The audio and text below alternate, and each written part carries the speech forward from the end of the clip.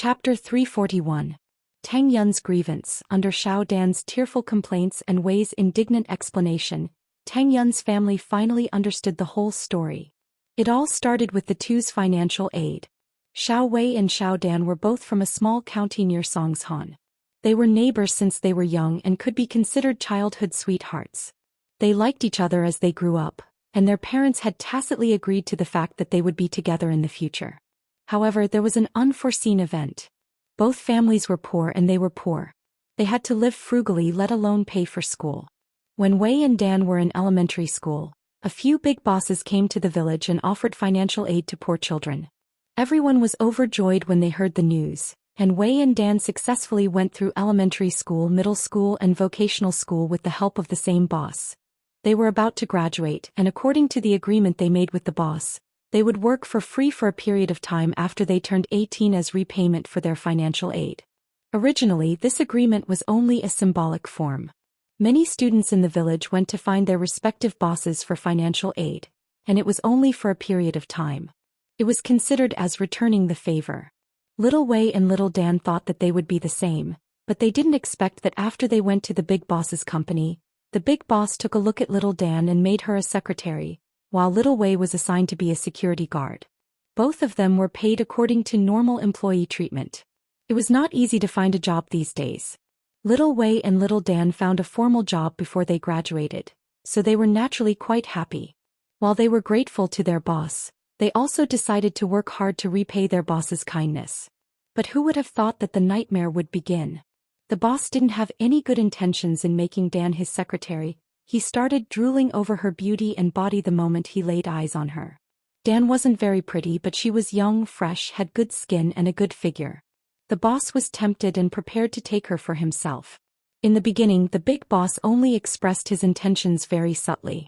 After being flatly rejected by Xiao Dan, he began to show his ferocious face and began to touch Xiao Dan more and more unscrupulously.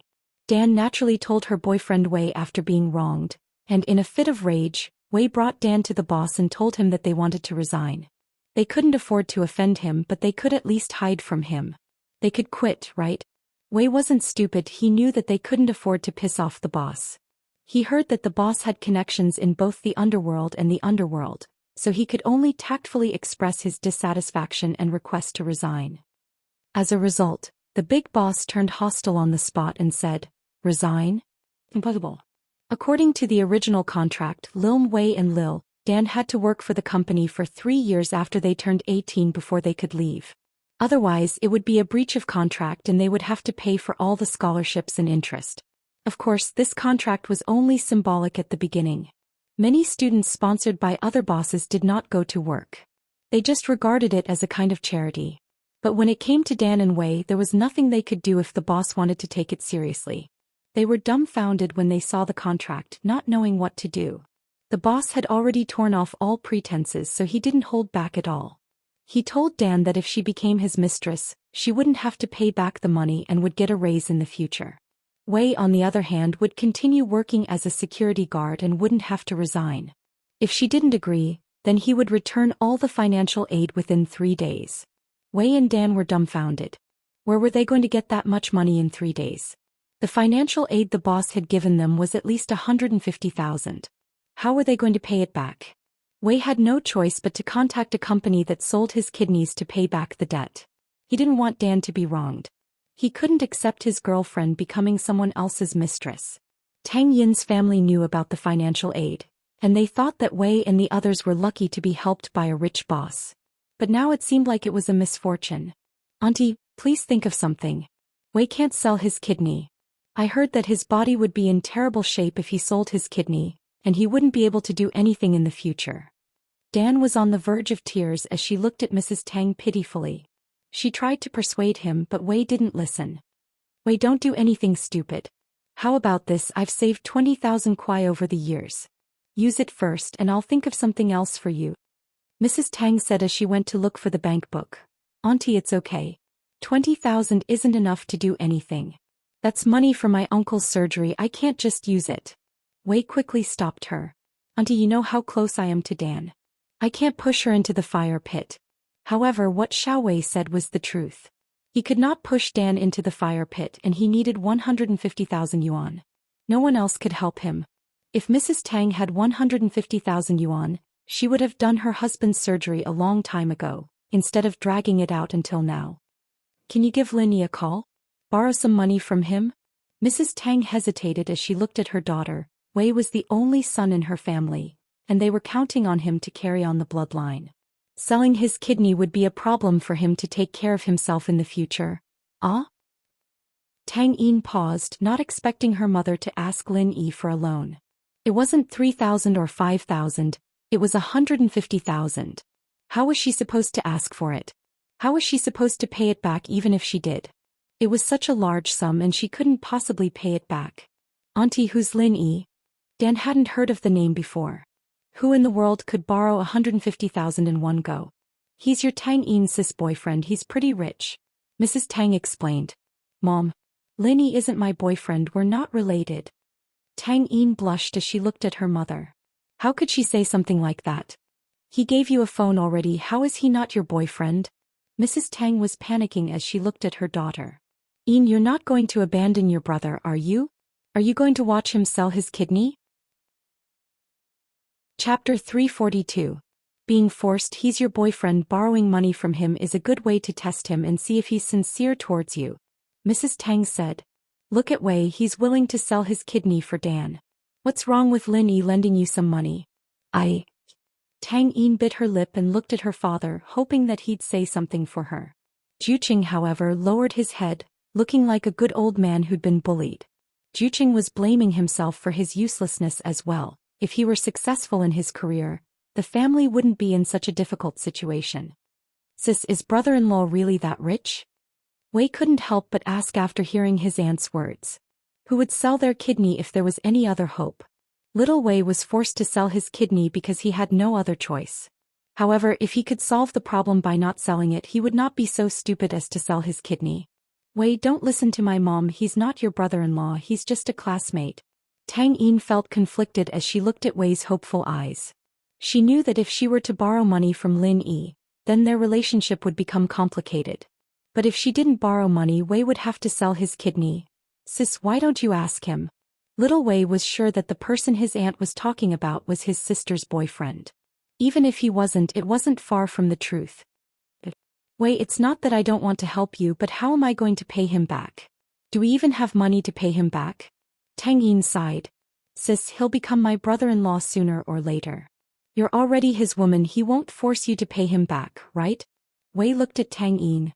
Plus, Dan and I have hands and feet, we'll be able to pay him back one day. Yeah, Yin, your brother didn't ask you for anything, it's just a small matter. Why are you so stubborn? Mrs. Tang was getting anger. There was a way to solve the problem. So why did she have to force her brother to sell his kidney? If you don't make this call, I'll call him. You're forcing me. Tang Yun's eyes reddened as tears welled up in her eyes. You don't understand at all. You don't know what's going on. Tang Yin wanted to say that Lin Yi might not even be able to be with her in the future, but she didn't say it in the end. How can this be called forcing you? Do you think I would harm you? Mrs. Tang was a little unhappy. She wasn't asking her to do anything bad, but she could borrow money from Lin Yi. What was going on? I'll make a call, okay? Tang Yin stood up and ran out of the house with her phone. She couldn't help but start sobbing when she reached the yard. His mother didn't understand and his younger brother didn't understand either. They thought that they had some kind of reputation to be able to get Lin Yi to lend them 150,000 yuan. Did they even think about their own situation? Although it was true that Lin Yi liked her now, at the end of the day her relationship with Lin Yi hadn't even been officially confirmed. Why would he lend her 150,000 yuan? It wasn't a small amount, and if she could borrow it, she would have borrowed it from her father a long time ago. Why would she wait until now? After crying, Tang Yin still dialed Lin Yi's number. No matter what, she couldn't let her brother sell his kidney, could she? Lin Yi replied to Tang Yin's message, but she didn't reply for a long time. He thought that she didn't see it, but he didn't expect her to call him. Hello? Tang Yin? Lin Yi was pleasantly surprised that Tang Yin called him. It was a good start. Why are you calling me? Do you miss me? Tang Yin didn't know whether to laugh or cry at Lin Yi's words. Her sad mood brightened up a lot. Who misses you? Stop being so smug. Ha. Lin Yi smiled. Why are you calling me so late at night? Lin Yi actually understood Tang Yin quite well. She was an introverted girl, strong but not good at expressing her feelings. If there was nothing, she wouldn't call him, at least not now. I have something to ask of you. Tang Yin's heart sank as she thought about what she was going to say next. Something to ask of me? Lin Yi was startled. This wasn't like Tang Yin's personality.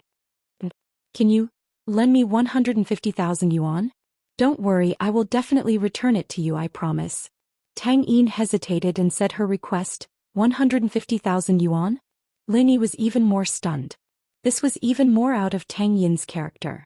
He gave her a phone before, but she didn't want to accept it. Why would she suddenly want to borrow money from him?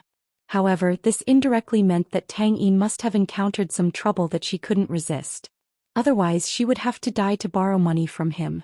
Tang Yin wasn't a greedy girl. She would have been corrupted by society long ago. I really need this money. My brother is in some trouble. If I don't have this money, he will have to sell his kidney. Tang Yin thought that Lin Yi misunderstood her as a greedy girl and quickly explained. Sell his kidney? Lin Yi almost fainted. Tell him not to do anything stupid. Money isn't a problem. Give me your account number, I will ask someone to transfer it to you right now. If it was a few days ago, Lin Yi wouldn't have this much confidence. But now Lin Yi had just extorted 100 million yuan from Lu Tianyi. This time it was Tang Yin's turn to be stunned. She didn't think that Lin Yi would agree to transfer the money to her without asking about the specifics. Did he trust her that much? Wasn't he afraid that she would lie to him? What? It's only 150,000 yuan. Lin Yi wasn't afraid of Tang Yin lying to him because he knew Tang Yin's personality. Wait a minute. Tang Yin was very excited. Her face was red. She had mustered up her courage to ask Lin Yi for the money. She was afraid that Lin Yi would reject her and that Lin Yi would find it difficult to borrow money from her. Although Lin Yi was a rich kid, not every rich kid could take out 150,000 yuan in one go. But Lin Yi seemed to have accepted it easily without hesitation at all. This made Tang Yin sigh in relief. At the same time, she was very grateful to Lin Yi. Mom, Lin Yi said he wants a bank account number. Tang Yin couldn't help but smile when she said that. Chapter 343. Chapter 343, Worries of Happiness. On one hand, she felt very happy and sweet. Fin's ex-boyfriend didn't even lend her 20,000 when her family asked for it, let alone 150,000. Although her words were sweet, in the end Xiaofan still ended up in such a state. Thinking back, other than being a little domineering, Lin Yi didn't seem to have said anything sweet to her at all. But in critical moments when she needed help, when she was the most helpless, Lin Yi would always appear at the right time. On the other hand, Tang Yun felt that she owed Lin Yi a lot, to the point where she couldn't pay him back. Tang Yun didn't think that she would be able to pay Lin Yi back in a couple of years. Nor did she think that Wei and the others would be able to pay her back. Was it really like what her brother said? She was his now and didn't need to pay him back? It was easy to say but difficult to do. You borrowed it already? Mrs. Tang thought that her daughter would have to pay a price to talk to Lin Yi personally. Mrs. Tang wasn't an idiot. She had seen through the fickleness of the world, and while it was a bit like she was pushing her daughter into a pit of fire, it wasn't entirely the case. Lin Yi was different from the Kong Mingming Xiaofan knew. He wouldn't leave her after playing with her, would he? Besides, Xiaowei was the only son in her family. As his aunt, if she didn't stop him from selling his kidney, her father wouldn't let her go. In her family in the countryside, the patriarchal concept was very strong. Mrs. Tang didn't think that her daughter would borrow the money with just a phone call. She was happy and surprised but also regretful. I should have borrowed 50,000 more and we could have done the surgery for your dad, Mom. Tang Yun frowned unhappily. Did she think that Lin Yi was some kind of money tree that he could borrow as much as he wanted? Girl, are you stupid? Can't you borrow more than once?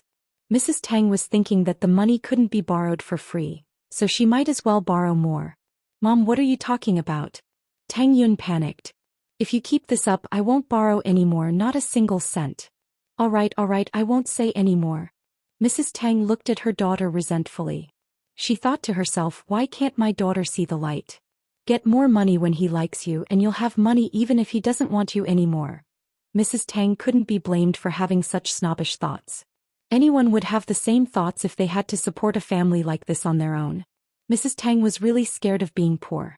She didn't want to be poor anymore. Love was important, but without money, what was there left? If it weren't for the fact that she still loved old Tang, she would have divorced him a long time ago. But so what? Old Tang wasn't the only one injured in the factory. How many families had already divorced? That was why Mrs. Tang was encouraging Tang Yin to ask Lin Yi for the money in her mind. Getting the money in her hands was the only thing that mattered. How could she not know what her mother was thinking? But Tang Yun couldn't understand her mother's thoughts. The hardships of life hadn't erased her self-reliance. But right now, Tang Yun still couldn't understand her mother's thoughts. The hardships of life hadn't erased Tang Yun's self-reliance. Tang Yun, what's wrong? 150,000 isn't enough? Lin Yi heard Mrs. Tang's nagging and asked with a smile. No, don't listen to my mom. Tang Yun remembered that she was still holding the phone, and that Lin Yi had heard her conversation with her mother. She was embarrassed and angry at her mother's greed for money. Mrs. Tang found a bank card. They only had 20,000 in savings, and this was the only card they had. She carefully hid it under the mattress. Give me the phone, Mrs. Tang said as she tried to snatch the phone from Tang Yun. Tang Yun wouldn't give the phone to her mother. She didn't know what her mother would say if she gave it to her. Give it to me, I'll read the card number to him. Mrs. Tang had no choice but to give the card to Tang Yun. Tang Yun was about to read the card number to Lin Yi when Lin Yi said, text it to me in case the transfer is wrong and the money's gone. I'll send it to you then. Tang Yun jumped. She didn't know that Lin Yi was only teasing her. The card number didn't match the name, so the transfer couldn't be made. Lin Yi dialed Xiaomin's number after receiving the card number from Tang Yun. Where have you been these 2 days? I called you but your phone was turned off. Guan Xiaomin's voice came through the phone before Lin Yi could say anything. Oh, Grandpa Guan, what's up? Lin Yi didn't think that Guan Xiaomin would look for him these 2 days. Yesterday Lu Tianyi brought Elder Lu over. Elder Lu wanted to thank you personally. After he went back, he noticed that his body was much better. Not only did he eat more, but he also walked like he was flying. It was like he was 10 years younger. Guan Xiaomin exclaimed, I'm envious of your medical skills. They came to thank me? Lin Yi smiled. It was probably because House Lu realized his value and wanted to build a good relationship with him. Although there was some unhappiness before, House Lu wasn't stupid. They knew how to make up for it. Yeah, they're going back to Yanjing. There's no use for the villa they bought here anymore, so they wanted to give it to you as a thank you gift. Guan Xiaomin said, just give me your ID number and I'll help you with the transfer. They're being generous now, Lin Yi shrugged, but I'm short on money now. It's more practical to give me some money. Yes, Lu Tianyi gave you another 10 million, Guan Xiaomin laughed. Guan Xiaomin chuckled and said, I didn't expect that I would get 100 million yuan just like that. I was worried that the pharmaceutical factory wouldn't have enough startup funds. But you managed to get all the startup funds just by treating one patient. I can't help it. I didn't plan to accept the money, but the people in his family aren't that great, Lin Yi smiled. But Elder Lu is not bad, he doesn't put on airs. It's not that he doesn't put on airs, but he thinks that it's important for his family to make friends with a miracle doctor like you. Guan Xiaomin said, otherwise they wouldn't give you another red packet. Chapter 344. Thank you, brother. Alright, what did you call me for? I was too busy talking about my business. Xiaomin suddenly remembered that it was Lin Yi who called him. It's like this, Grandpa Guan. I'll give you an account number. Can you transfer 200,000 to me? Lin Yi told Xiaomin the account number Tang Yun had sent him. Yeah, alright. I'll have XN transfer the money to you through online banking. Xiaomin said without even asking what Lin Yi was planning on doing after writing down the account number. Thank you, Grandpa Guan. As for the medicine company, I'll go talk to you when I have time in the next couple of days. I don't know anything about operations, so I'll have to trouble you. Lin Yi was a bit embarrassed that he could get a share of the money just by providing the prescription. If you don't want to be involved in the operations, it's best if you find a spokesperson. I'm an old man and I can take care of things on the surface for you, but the actual sales are better for you youngsters. Xiaomin smiled bitterly. I'll be honest with you. I'm an old scholar and I might not be as good as you are when it comes to business. I see. Lin Yi had only thought of this after hearing Xiaomin's suggestion. He'd only wanted to use Xiaomin's name and provide the prescriptions himself to start a medicine company, But things weren't as simple as he'd thought after hearing Xuemin's words. He'd have the reputation and the medicine, but he'd still need to know how to run it. Yeah, my youngest son is a suitable candidate, Xian's father. But I don't want him to get involved in this, Xuemin suggested. If you don't want to manage it yourself, you need to find someone you can trust to keep an eye on it. Hiring a manager is fine too. Grandpa Guan, isn't Guan Xian a shareholder of the company?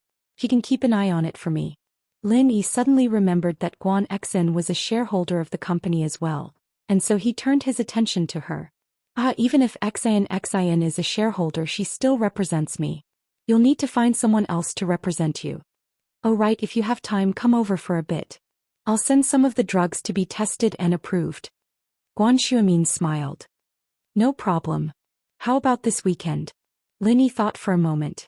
It shouldn't take long to accompany Kong Xiaobo to his second grandpa's birthday banquet. Then he could go to Guan Xuemin's place to have a look. He still had some healing potions with him, and he hadn't finished using the ones he'd made last time. As for the painkiller Huijun was using, Xuemin had the recipe already, and he'd probably be making some first. In the initial stage, it was better to market these two drugs. If there were too many, it would not be able to highlight the magic of each drug. It was only after these two drugs became a hit that other new products were introduced one after another that people would pay more attention to them. Guan Xian took the account card from her grandpa and looked at the username. It was Tang Yun's name. She felt a little disappointed and a little jealous, but she still did as Lin Yi said and transferred 200,000. Mrs. Tang's bank card was opened under Tang Yun's name. Tang Yun used it to store her red packets and pocket money, but after Juqing got injured, Tang Yun donated all the red packets she'd accumulated over the years.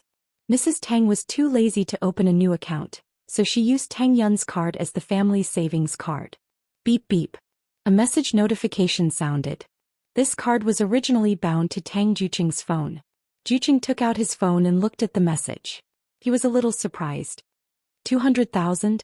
200,000? Mrs. Tang was surprised at first, but then she was overjoyed. She quickly grabbed her lover's phone and looked at the number on it carefully. She counted the number of zeros on it again and again until she was sure that it was 200,000 and not 20,000. She said happily, I told you that Lin Yi is a good person.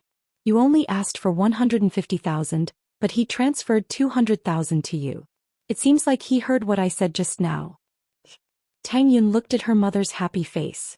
She didn't know if she should be happy with her or helpless. 200,000. She couldn't afford it. Old Tang, you have the surgery fees. Let's go to the hospital tomorrow. The happiest person was Mrs. Tang. Her lover's surgery fees were finally settled. After the surgery, her lover would be able to stand up again. She wouldn't have to worry about the family alone. Sis, is brother-in-law really a rich second generation? Wei was surprised as well. He felt like he was dreaming. It was just a thought before. He didn't believe that his sister would be able to borrow 150,000 just like that. He didn't think that his sister would be even more influential. He borrowed 150,000 and got 200,000. What rich second generation? Tang Yun glared at him. He's not your brother-in-law either. You still have to pay him back. Hey sis, you're shy. Wei smiled and nodded. Of course I have to. Dan and I have to live frugally. We'll pay him back. What do you know, you brat? Tang Yun snorted. But then she remembered that Wei wasn't a brat. He was only half a year younger than her, and he and Dan had been dating for a long time. It seemed like he was more experienced than her. Sis, thank brother-in-law for me. When he comes, you have to tell Dan and me. We have to thank him in person. Wei laughed. Yeah, Tang Yun sis, I really have to thank him. Dan felt like she was dreaming as well. An hour ago, Wei was still trying to sell his kidney, but now he'd raised the money.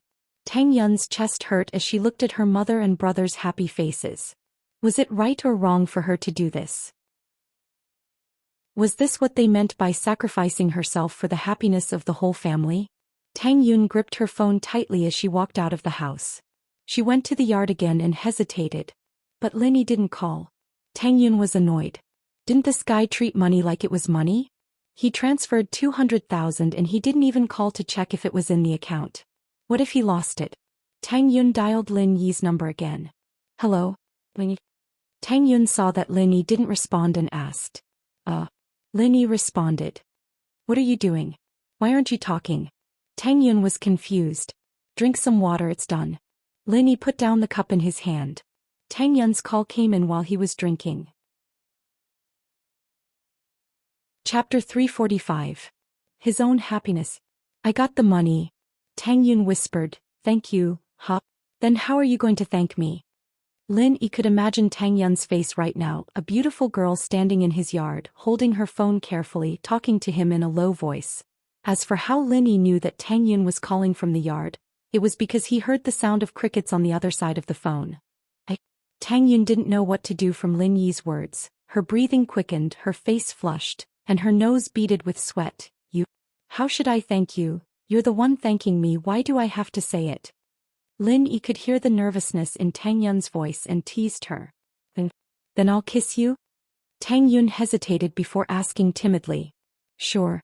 Lin Yi didn't want anything from Tang Yun. He wasn't the type of person who would take advantage of others. Of course, it was a different story for people he didn't like. And Tang Yun's heartbeat quickened, she was embarrassed by her own bold move. Lin Yi asked. You say? Tang Yun replied nervously. Then now? Lin Yi asked. No. Tang Yun paused, how was she going to kiss now? Was it over the phone? Wasn't that just a fake kiss? Would Lin Yi have such low requirements? And go ahead. Lin Yi, of course, wanted Tang Yun to kiss him for real, but he didn't want to do it because he wanted to borrow money. You're so annoying. I'm not ready yet. Tang Yun said shyly after being surprised. When are you ready? Lin Yi smiled. Your kiss is so expensive, 200,000 in one go. Then wouldn't you go bankrupt if I kissed you a few more times? Tang Yun laughed at Lin Yi's words.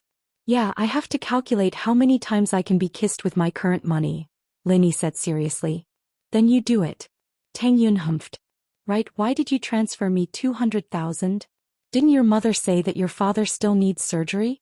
Lin Yi said, I heard it, so I transferred an extra 50,000. Thank you. Tang Yun's tears flowed down her eyes. This was the first time she'd felt so happy that she wanted to cry.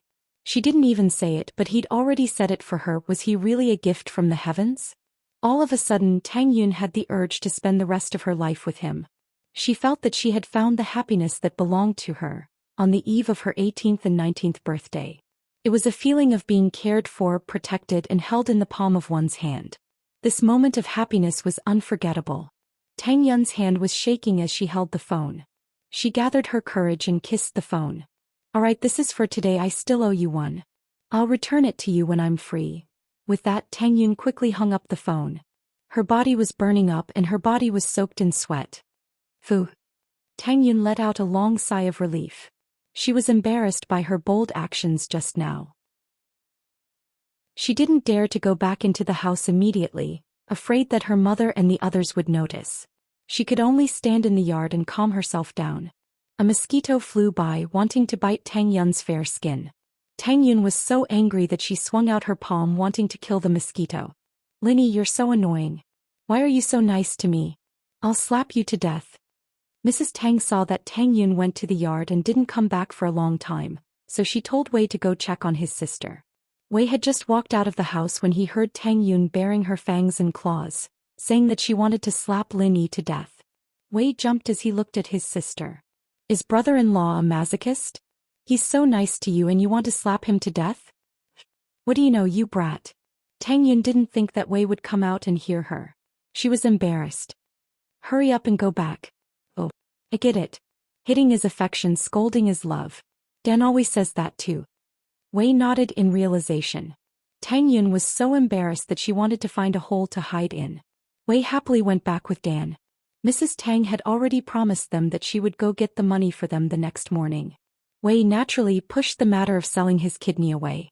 In a villa on the outskirts of Songshan City, a man with tattoos all over his body received a phone call. He ran to a young man.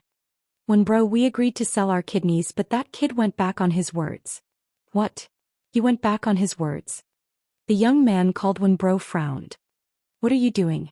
You can't even do such a simple thing?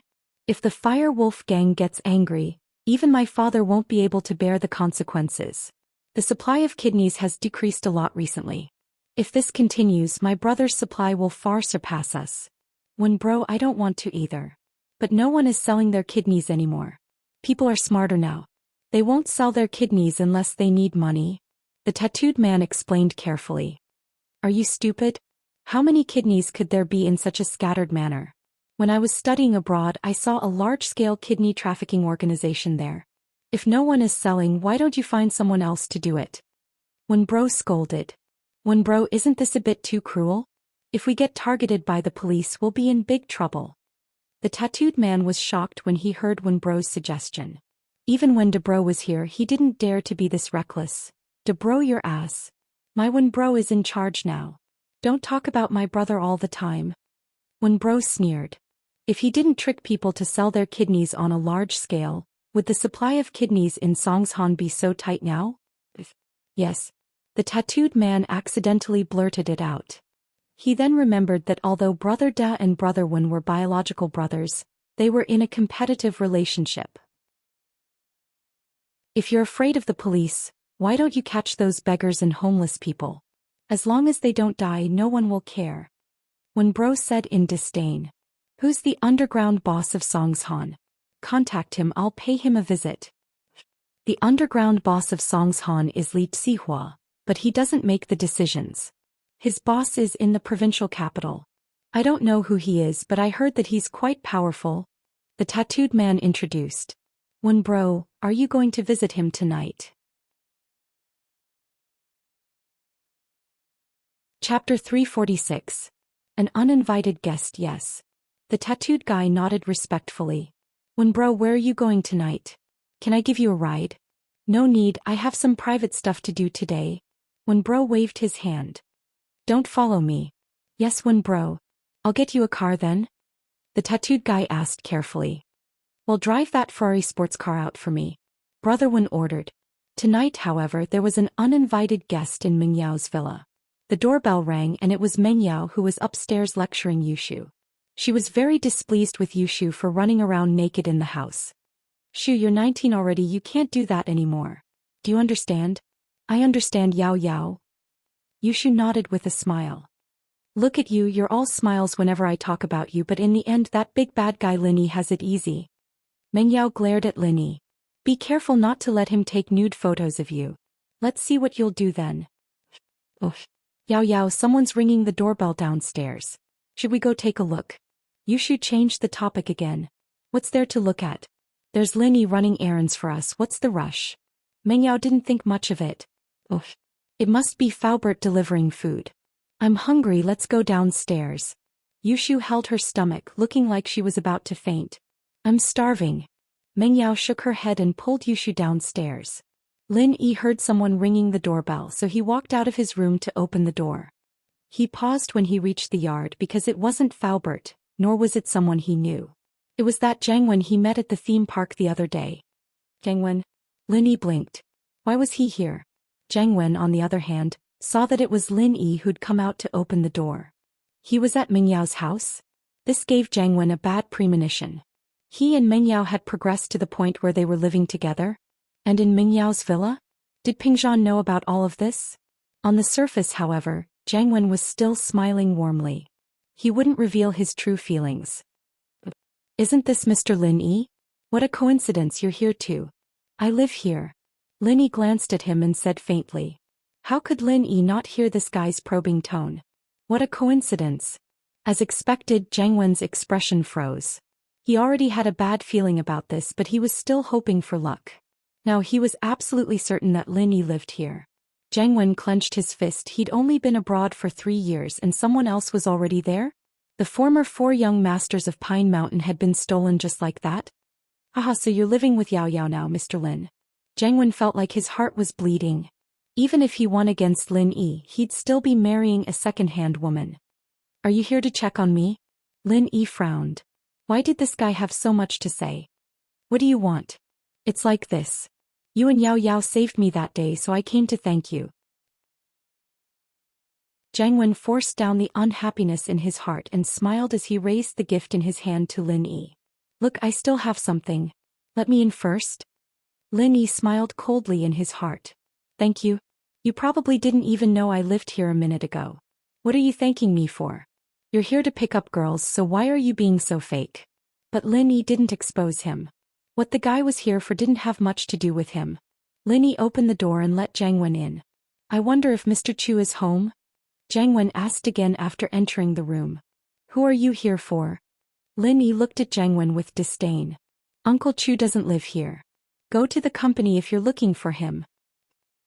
He doesn't live here anymore. Jiang Wen really did want to ask where Ping Zhan was. After all, Ping Zhan used to live with Meng Yao before he left the country. Lin Yi ignored him and entered the villa first, letting Jiang Wen follow him. As for the gift in Jiang Wen's hand, Lin Yi wasn't in the mood to take it. It didn't matter who it was for. Meng Yao and Yushu had come downstairs by now, surprised to see Jiang Wen behind Lin Yi. Jiang Wen bro, why are you here? Meng Yao didn't like Jiang Wen very much. Jiang Wen didn't feel like the boy next door anymore. There was an indescribable dark aura around him that made Meng Yao uncomfortable. I really have to thank you and Mr. Lin at the theme park last time. I'm here to thank you, Jiang Wen said with a smile as he placed the gift on the coffee table in the living room. It was all foreign nourishment products and it didn't look like something for young people. Lin Yi guessed that this guy might be here to visit Ping Zhan, but Ping Zhan didn't live here anymore. Jiang Wen bro, when did you become so fake? You wouldn't have done this before. Meng Yao said faintly. She felt that the distance between her and Jiang Wen was getting bigger and bigger. They weren't like siblings anymore. You're telling me that you're going to do nothing if I'm sick? That's because I'm too old-fashioned. Jiang Wen felt that he hadn't thought things through. He didn't even know where Ping Zhan lived before coming here. These things weren't suitable for Meng Yao, but it was even more inappropriate to take them back. But these are things I brought back from abroad. It's fresh. Oh. Yao, these things are worth a lot, right? Why don't we sell them? Yushu asked curiously as she looked at the gifts on the coffee table. Shoo. Meng Yao glared at her. Even if you didn't like Jiang Wen, you still had to give him some face, right? Jiang Wen's mouth twitched. He was completely helpless against Yushu. He couldn't piss her off and she was Meng Yao's best friend. He didn't dare piss her off. Hee. Yushu giggled, ignoring Jiang Wen as she turned on the TV. The atmosphere in the villa turned cold all of a sudden. You guys talk, I'm going back to my room. Lin Yi stood up and walked to his room. Talking to this Jiang Wen was a waste of time. Chapter 347. Image collapse. Lin Yi really wanted to yell at him. What the hell did it have to do with you where I lived? But this was Meng Yao's villa and Lin Yi gave the miss some face. He looked at Jiang Wen and ignored him.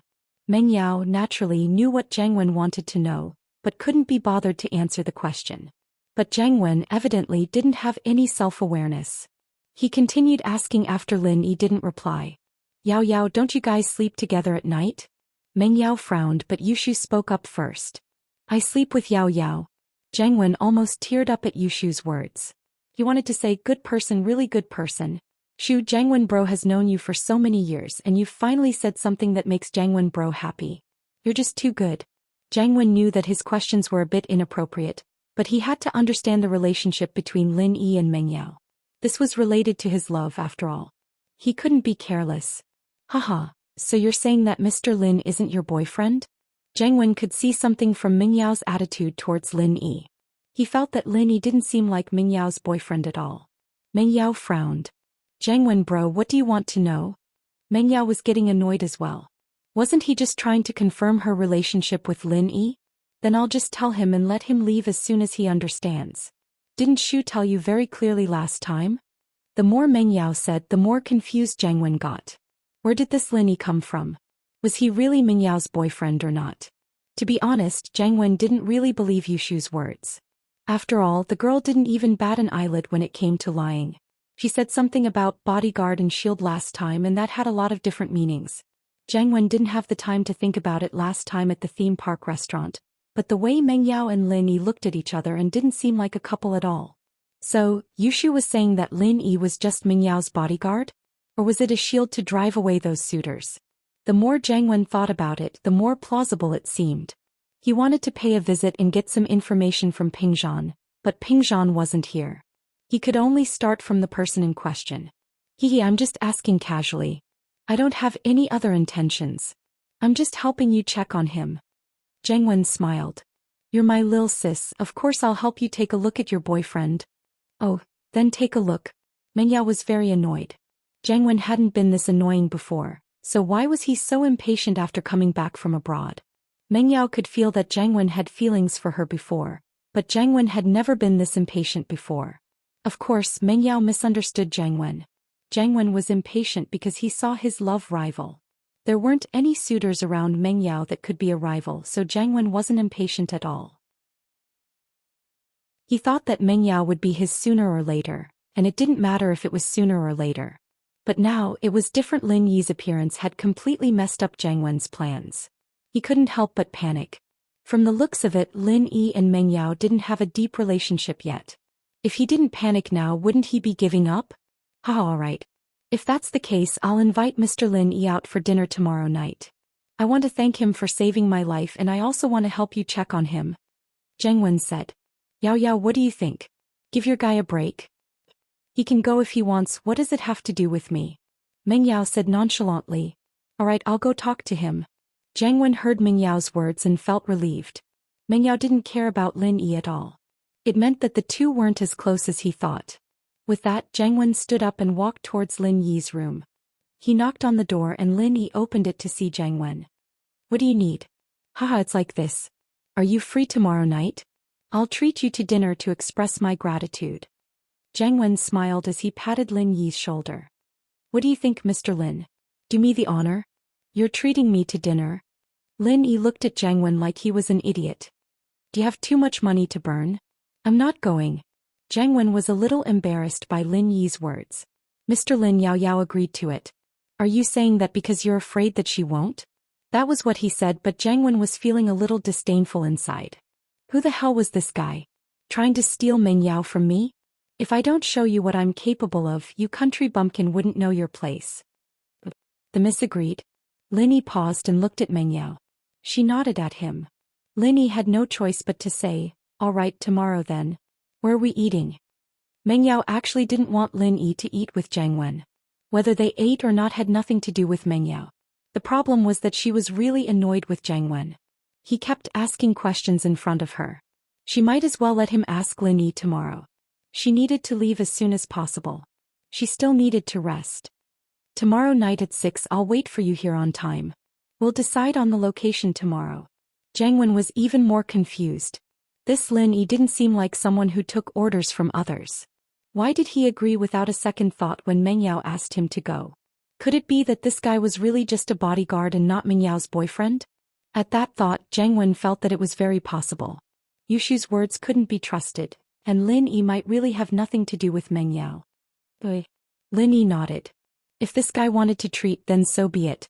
He'd eat his way out of the house tomorrow. How about I bring a brother with me? Sure, no problem. Jiang Wen nodded, agreeing to it. After getting Lin Yi's answer, Jiang Wen was satisfied. Meng Yao, on the other hand, had to walk him to the door out of politeness. She sighed in relief after Jiang Wen left. You're asking me to eat with him tomorrow? Lin Yi asked. He felt that Meng Yao was acting a little strange. Chapter 348. Just who was her brother? Jiang Wen was making Meng Yao feel really bored and confused right now. Who was Lin Yi? That was her personal business. What did it have to do with him? Checking up on her? Did she need him checking up on her? Geez, I thought you had some ulterior motive for asking me to eat with him. Lin Yi was a little speechless. I shouldn't have said yes if I'd known. Well, it's fine. You go teach him a lesson tomorrow. He's been an eyesore for a long time now. Yushu raised her fist. He's nothing much, but he's so cocky, thinking that the Songshan Young Master title's something. Isn't he just picking the biggest one out of the bunch? Shu, your brother's the head of the Songshan Young Masters. Meng Yao said as she looked at Yushu, speechless. My brother?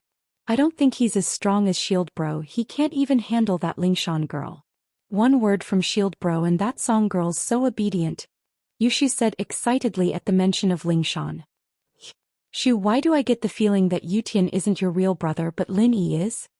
Meng Yao frowned. Her best friend couldn't have fallen for Lin Yi, could she? She was talking about Lin Yi every time she opened her mouth, getting touched, kissed and hugged by him, and she didn't feel any disgust towards him at all. Was Shu falling for him? Of course he's my real brother. I admire him a lot, but he's just too weak in front of women. Wouldn't Song Girl give in to him if he were a little tougher? Yushu said with a smile, not caring at all. Sure, you're a girl too. Do you want to be a strict husband in the future? Or do you have masochistic tendencies? Mengyao said. She was a girl, but she was speaking up for a man. What kind of logic was that? Yao, I just want Shield Bro to break that Jiangwen's spirit tomorrow. Yushu said. Oh, I misspoke, Jiangwen Bro. Lin Yi ignored the two girls and yawned before going back to his room to sleep. Shield Bro, I support you. I'll wait for your good news tomorrow night. Yushu called out. Shu, you know Jiangwen's family background. You're just causing trouble for Lin Yi. Mengyao frowned helplessly. He's not Zhong Pingliang, not someone Lin Yi can deal with easily. What if something happens to Lin Yi if you drag him into this? Mengyao may have been indifferent towards Lin Yi on the surface, even a little disgusted, but she wasn't an unreasonable person. Plus, she didn't hate Lin Yi living in this house anymore. Naturally, she wouldn't cause trouble for him. Although her father had kept it a secret from her and didn't tell her what Lin Yi had been up to these past 2 days, she still knew a little about the crisis her father was facing. Lin Yi had solved it all quietly, so how could she cause more trouble for him? Yao, are you worried? Yushu's eyebrows and eyes turned into crescents as she smiled at Mengyao. My heart aches. Why would I? Mengyao humphed. He's our follower, and now that he's pissed off Jiangwen, of course we'll have to protect him when Jiangwen comes looking for trouble. So if you let him go looking for trouble, you'll be looking for trouble for us. It's fine. I'll deal with Jiangwen Bro next time. Yushu took it all on. She was quite good at dealing with Jiangwen. Alright, let's go to sleep. Mengyao yawned as well. It was already past 10 and Jiangwen had been dawdling for more than an hour. Mengyao was tired to death. The next day when Lin Yi saw Kong Xiaobo, the kid was overjoyed. Boss, you're back. I was afraid that you wouldn't make it to my second grandpa's birthday party. I won't, I said 2 days, so it's 2 days. It's only Thursday, there's still a few days left. Right, is it Saturday or Sunday? Lin Yi asked. Sunday, but it's not in the city. We'll leave early on Saturday. My second grandpa's house is in Donghai, Kong Xiaobo said. Alright, we'll leave Saturday afternoon then. Lin Yi nodded. Right, how's fun? She can leave the hospital now. Her body was too weak due to malnutrition. I'm going to get her discharged this afternoon. Kong Xiaobo said. My parents are coming with me on Saturday and I don't know how to tell them about fun. I don't know if they'll accept it. I don't think that's important. What's important is what you think. Lin Yi waved his hand. Xiaobo, do you really like fun? Tell me the truth. Kong Xiaobo hesitated. Nonsense, why would I ask you if you don't tell me the truth? Lin Yi glared at him. To be honest, when I first saw her picture I was just moved. After all, it's normal to want to pursue a beautiful girl. Kong Xiaobo scratched his head in embarrassment. Just like how I used to like Tang Yun, Tu Mengyao and Qin Yushu. But I know that it's just a fantasy. None of them will like me. If it wasn't for you, Tang Yun might not even recognize me now. I liked Fin.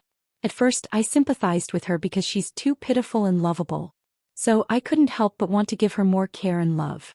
It's just that after a long time I went to the hospital every day to accompany her, talk to her and eat with her. I gradually got used to this feeling. If I don't see her for a day I'll miss her. I think I can confirm that I like her. Do you like her or love her? Lin Yi asked. Is there a difference? Kong Xiaobo shook his head blankly. Maybe there's a difference. Lin Yi sighed. He used to like a girl, the kind that he liked very much. She was Xiaoning. People say that you can sacrifice anything for love. So Lin Yi sometimes thought that his feelings for Xiaoning couldn't be considered love.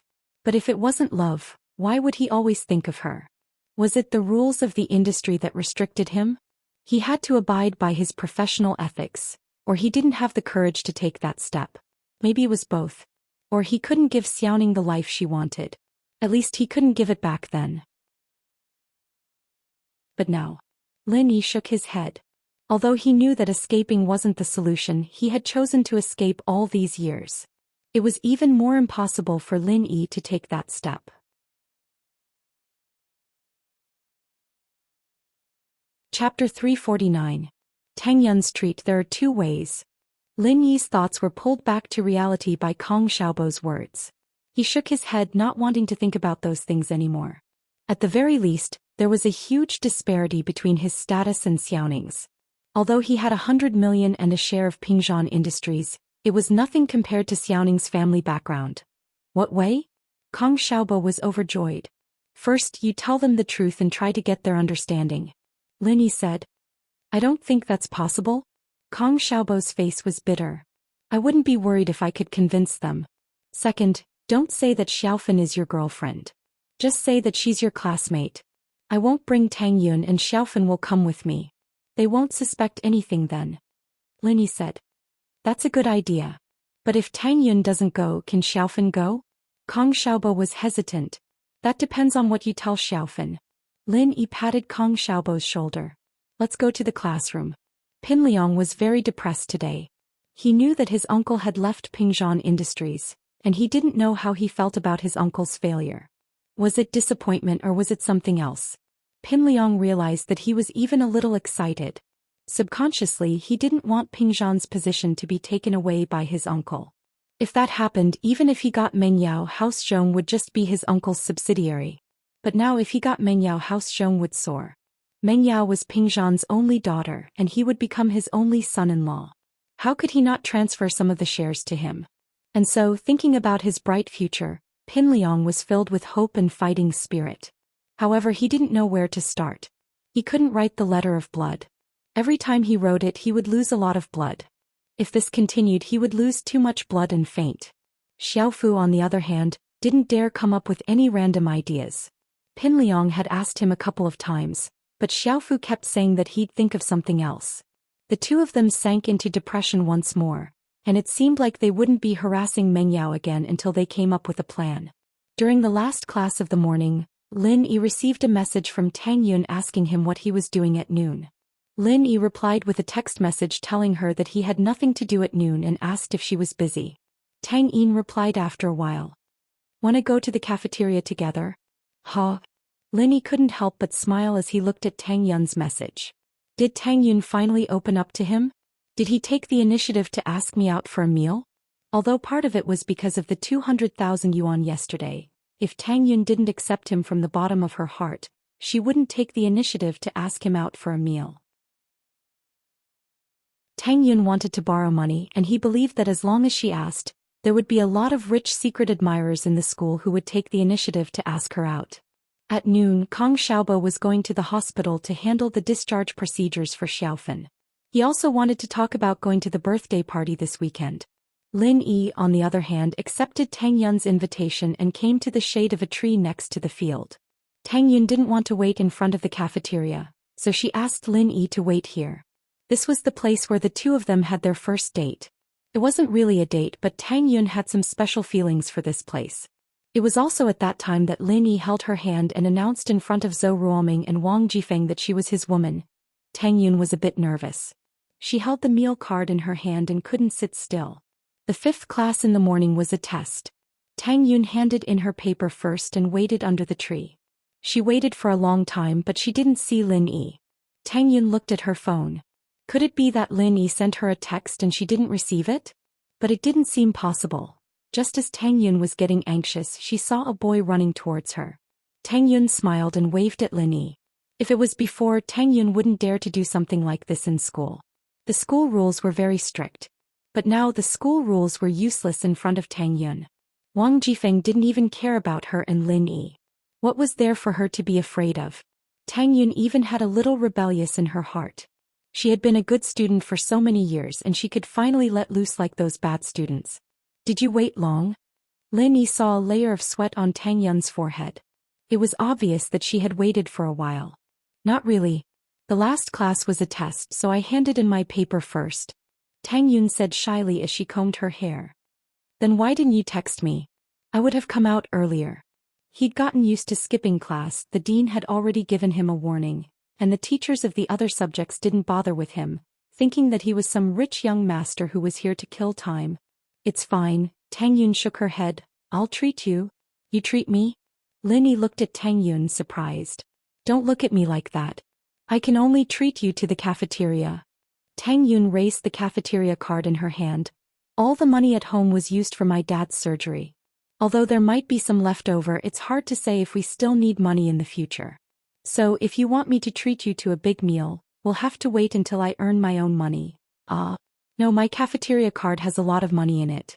It's the same if you use mine. It'll be a waste if you don't eat. Linny took out the card from his pocket and gave it to Tang Yun. How's uncle's condition? Tang Juqing's problem was with his bones and he needed surgery. Although Lin Yi was good at acupuncture and medicine, he couldn't perform surgery for Tang Juqing on behalf of the hospital. Why are you giving me your card? Tang Yun paused. My mom took my dad to the hospital early in the morning. He should be in the hospital now. But he's been checked regularly and he's just waiting for surgery.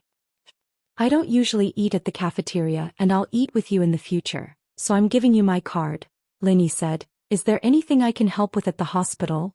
I don't think so. Tang Yun shook her head, her eyes red. Lin Yi, thank you. I don't know how I can thank you. Tang Yun was really touched. Lin Yi didn't take the opportunity to threaten her and he didn't make things difficult for her either. Why are you saying this? Lin Yi held Tang Yun's hand. Let's go eat.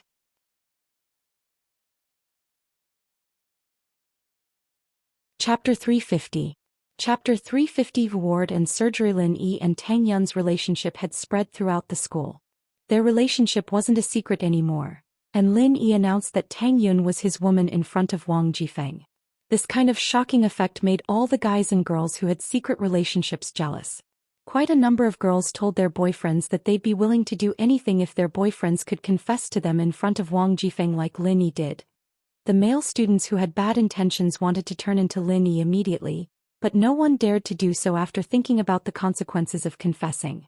If Lin Yi said it, it would be fine, but if she said it, she'd probably be expelled. Before, Tang Yun felt embarrassed, but after hearing the rumors from the students, she felt very happy. At least many people were envious of her. Even Zhou Ruoming, who used to flirt with her, would walk around her now. This was all because of Lin Yi. Of course, Zhou Ruoming wasn't much, but what made everyone envious was that even Wang Jifeng would smile and nod at Tang Yun when he saw her. It was hard for Tang Yun to imagine that this was still the same dean who'd scolded her so badly after she'd splashed water all over him. In fact, Wang Jifeng couldn't say it out loud. Tang Yun was Lin Yi's girlfriend. Who knew how far they had progressed? Did they even go to a hotel? What if Lin Yi remembered the scene that morning and told Tang Yun about it? Wouldn't Tang Yun know about it? So Wang Jifeng didn't dare to offend Tang Yun. He was even more afraid that Tang Yun would hate him because of that incident. That was why he was so kind to her. The phone in Tang Yun's pocket vibrated. Tang Yun froze. Only Lin Yi, Kong Xiaobo, Lu Xinwen, Xiaofan and her parents knew her number. He was with Lin Yi right now. Who could it be? Wait, let me take a call. Tang Yun pulled her hand out of Lin Yi's grip and took out her phone from her pocket. It was her mother's number. Mom should know that I'm at school. Why would she call me at this time? Tang Yun was confused but still picked up the phone. Hello? Are you at school? Mrs. Tang asked anxiously. Yeah, I'm at school. I'm about to go to the cafeteria for lunch. What's the matter? Tang Yun was confused after hearing her mother's tone. Are you with Lin Yi? Mrs. Tang asked. Tang Yun was even more shocked. Her mother called to ask about this? Asking me if I've been with Lin Yi? Although it was funny, Tang Yun still said shyly, yeah, yes. That's good. Mrs. Tang sighed in relief. Here's the thing. Go talk to Lin Yi. Doesn't he know someone from the hospital? Ask him to help you find someone. Tang Yun wasn't happy after hearing her mother's request. He's already lent us the money. Just go to the hospital for the surgery. What's the point of looking for someone? Isn't it troublesome enough? You don't know how crowded the wards are. If you don't know anyone, you'll have to sleep in the hallway. You don't want your dad to sleep in the hallway, do you? Mrs. Tang heard about Lin Yi asking for a ward for Xiaofan. Also, I want to find an orthopedic doctor for your dad's surgery, but his schedule is up. He only does 2 surgeries a week. It's already booked for the second half of the year. Can you talk to Lin Yi and ask him to cut the queue for your dad? Tang Yun sighed in her heart. She didn't want to trouble Lin Yi anymore, but her mother was telling the truth. She wouldn't have to worry about finding a good doctor to operate on her dad. Lin Yi was very close to Tang Yun. When she answered the phone, he smelled the fragrance on her white neck. It made Tang Yun uncomfortable. She wanted to push Lin Yi away to stop him, but her mother's words distracted Tang Yun. He forgot to scold Lin Yi. However, Lin Yi heard Mrs. Tang's words clearly. Before Tang Yun could say anything, Lin Yi took Tang Yun's phone. "I'll talk to Auntie." Tang Yun knew that Lin Yi heard it. If he picked up the phone, it meant that he was willing to help. She couldn't help but look at Lin Yi gratefully. "Hey, I'm Lin Yi. I heard what you said." Lin Yi smiled. "It's nothing. It's not a problem." Tang Yin blushed a little. She was talking to her mother on the phone and Lin Yi overheard their conversation. How close was she to Lin Yi? Her mother wouldn't think too much, right? In fact, Mrs. Tang thought too much. She thought that her daughter and Lin Yi were hugging each other. However, she didn't reprimand her daughter. Instead, she was even happier. Mrs. Tang was extremely satisfied with Lin Yi. Hearing Lin Yi agree, she was immediately happy. "That's great. Lin, I'll wait for your good news." "Okay, I'll make a call now. Tell me the name of the chief physician." Lin Yi smiled. The hospital room wasn't a problem. Finn was going to be discharged today. He could just give the room to Tang Juqing. "The chief physician is called Su Tianda," Mrs. Tang said. "If it doesn't work, we can find the deputy chief physician." "Okay, I'll try." He ended the call with Mrs. Tang and called Guan Xuemin, not bothering with pleasantries. Guan Xuemin made a note of Su Tianda's name, agreeing to it without hesitation. "Okay, it's done," Lin Yi said to Tang Yun. "You can call your mother now." "Okay, thank you." Tang Yun didn't know what to say. What else could she say other than thank him? "Don't thank me next time. It feels distant. Let's meet Grandpa Guan on Sunday." "Right, Guan Xian's grandfather," Lin Yi said. Guan Xian's grandfather? Tang Yun didn't know why, but she felt a little disappointed. Thinking about the relationship between Guan Xian and Lin Yi, Tang Yun felt a little jealous. Was this jealousy? Tang Yun shook her head. She didn't think that she would feel jealous one day. Tang Yun's phone rang again before she could call her mother. She picked it up and heard her mother's excited voice. "Ian, it's done. You don't know, but Dean Chin arranged it himself. Director Su said that he'll arrange an additional surgery next Monday."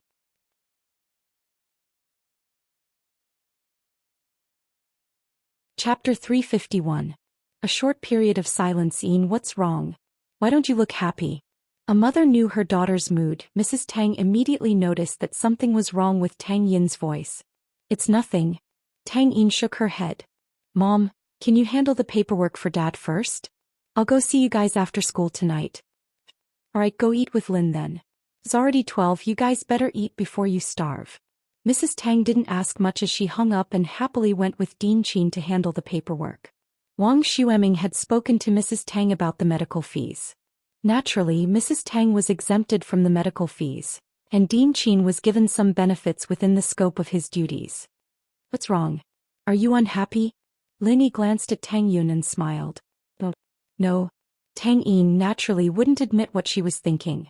"Let's go eat." Lin Yi and Tang Yun arrived at the cafeteria. There were a lot of people in the cafeteria and it was very noisy.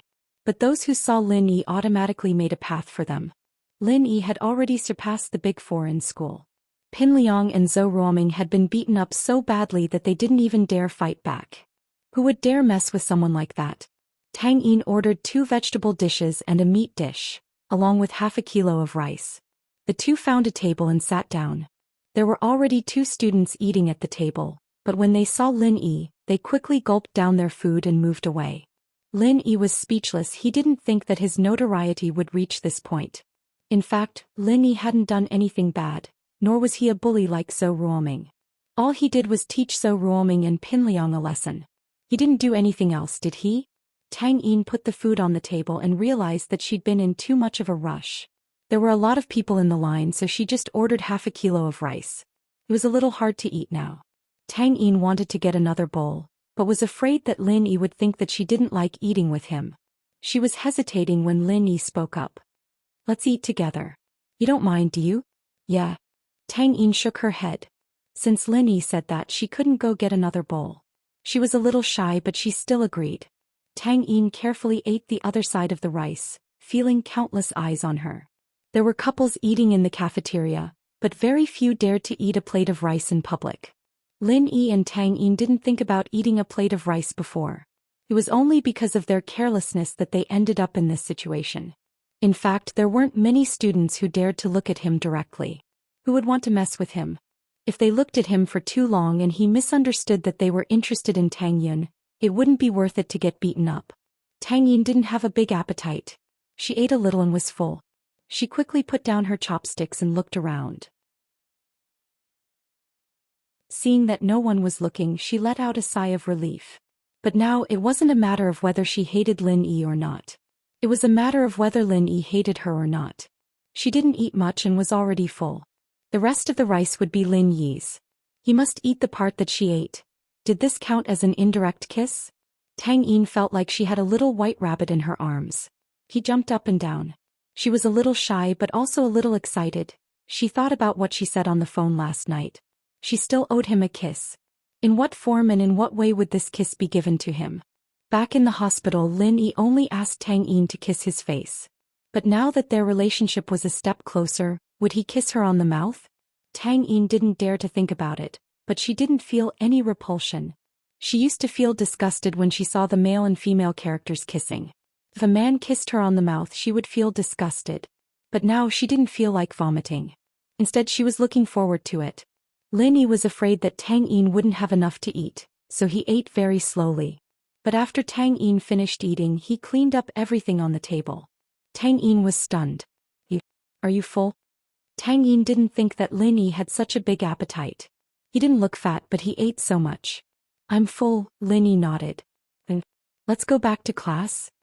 Tang Yin didn't want to leave Lin Yi like this. Let's walk around the field. Lin Yi stood up and picked up the plates. He walked out of the cafeteria with Tang Yin and left the plates at the door. The bright afternoon sun made Tang Yin squint her eyes. She put her hand in front of her forehead to block the sunlight. She looked at the students playing on the field. She felt a sense of happiness. She met Lin Yi when she was about to leave the school. Tang Yin wanted to cheer, but there was a sense of unease in her heart. It was as if Lin Yi didn't belong to her. The happiness in front of her was short-lived. In her daze, a big hand grabbed onto Tang Yin's. Tang Yin came back to her senses. She hesitated for a moment before grabbing onto the big hand. Which university do you want to go to? This was the first time Tang Yin worried about their future. She was afraid that this happiness would disappear in the blink of an eye. I don't know.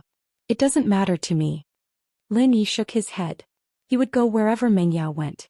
There was no doubt about that. He smiled to make Tang Yin feel at ease. I'll go wherever you go. Yeah. Tang Yin smiled as she welcomed the sunlight. Her heart was finally at ease, but she was still worried. What if one of us doesn't get enough points? We can spend money, Lin Yi shrugged. Your worries are unnecessary. Nouveau riche. Tang Yin said with a smile, but she was happy that Lin Yi was taking her seriously. The two of them walked under the shade of the tree and found a stone step to sit down. Tang Yin seemed to have a special liking for the shade. She always liked to come here. She supported her chin with her hand and enjoyed the peace. Lin Yi stretched lazily and stayed by Tang Yun's side quietly. But, this brief moment of peace, someone wanted to destroy it.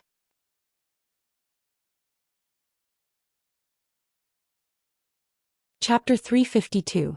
Does she like you? Yao Yao, let's go sit under the shade for a bit? Yushu suggested with a naughty smile. What for? Watch that Lin Yi hit on girls. Meng Yao frowned as she looked at Lin Yi and Tang Yun sitting together. She didn't like it at all. It was daytime, wasn't it? It was a work day too, and you're messing around with the school beauty instead of being my follower. She and Shu were both school beauties, so why did this guy only have eyes for Tang Yun? She was his boss, the miss. Even if he had a crush on someone, it should be her first. Meng Yao felt like she had been wronged. Was she that unattractive? Meng Yao didn't even care if he liked her or not, but the fact that he was ignoring her and going after another girl pissed her off. It was a blatant disregard. Even if he didn't like her, couldn't he just go for Shu? Why did he have to go for Tang Yun? Although one had to admit that Lin Yi and Tang Yun in their school uniform really did look like a couple from afar.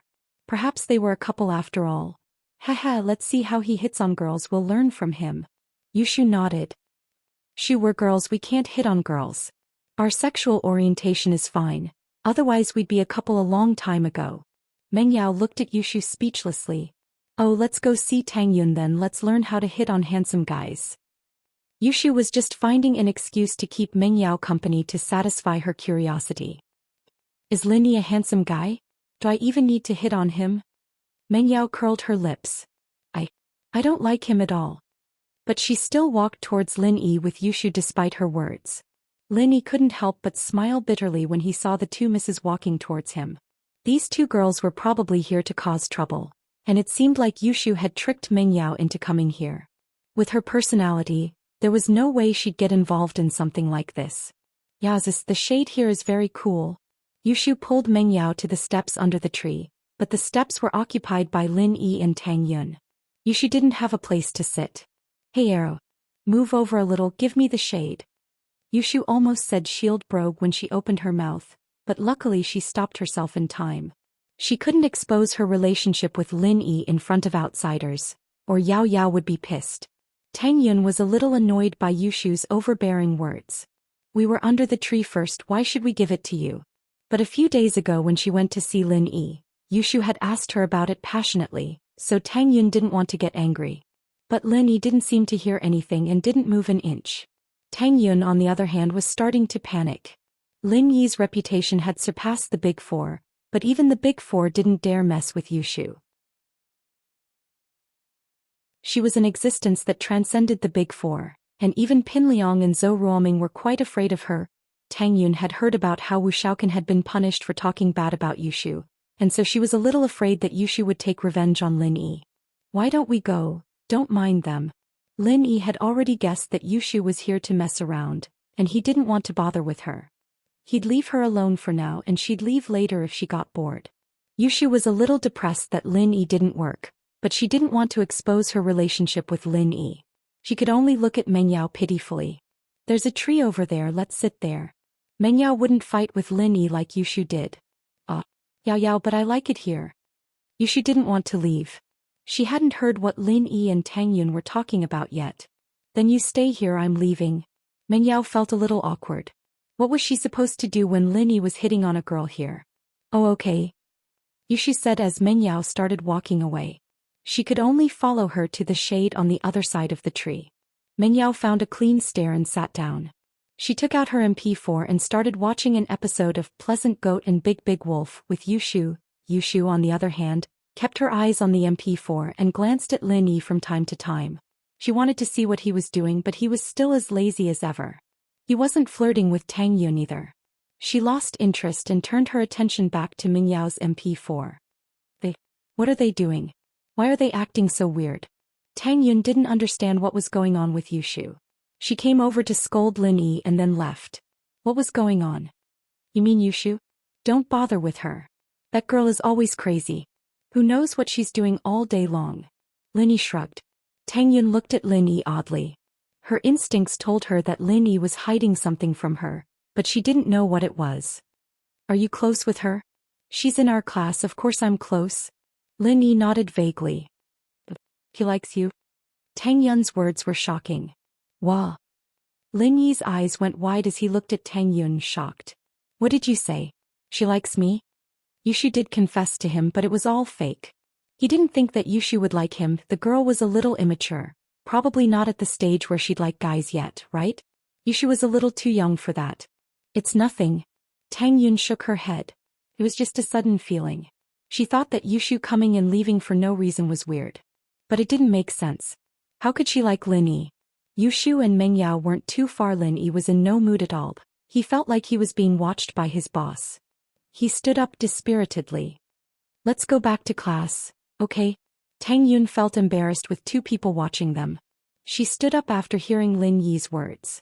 She walked towards the school building with Lin Yi. Yao Yao. Shield Bro left. Yushu had been watching Lin Yi the whole time. Let's leave then. Meng Yao frowned as she looked at her MP4.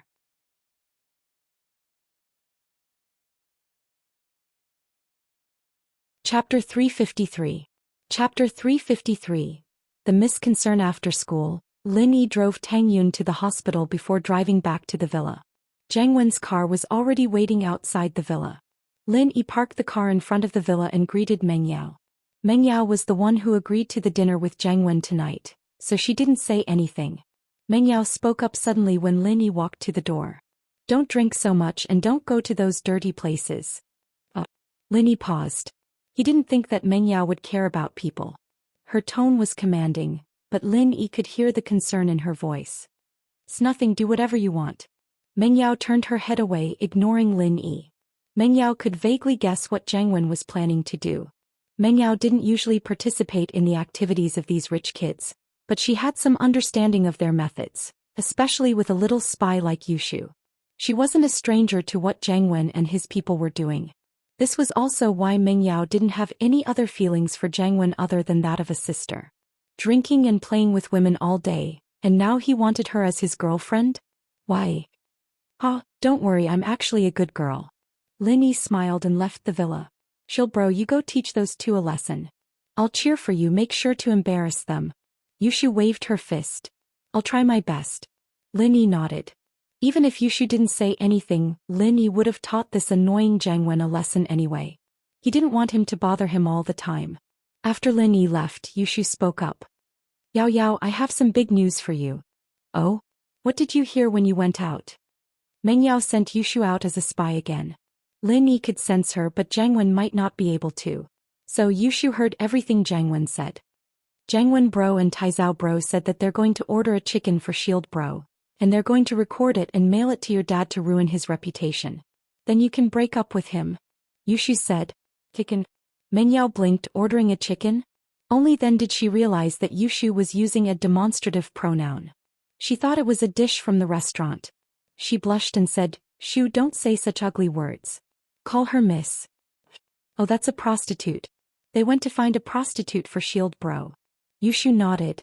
Yao Yao, do you think we should tell Shield bro to be careful? No need. If he's that stupid to fall for it, he can only blame himself for being too perverted. It's just right for daddy to fire him. Meng Yao humphed, thinking that Jiang Wen was really filthy. She wondered if Yushu's brother was the same as them in the past. Lin Yi walked out of the villa and saw a Porsche 911 behind Jiang Wen's Ferrari. Beside the car was Su Taizao, the guy he met at the theme park restaurant the other day. Lin Yi didn't have a good impression of Taizao. The guy was yelling and screaming that day and Lin Yi didn't like it at all. But now the guy was all smiles as he greeted Lin Yi. Mr. Lin Yi, it's nice to see you.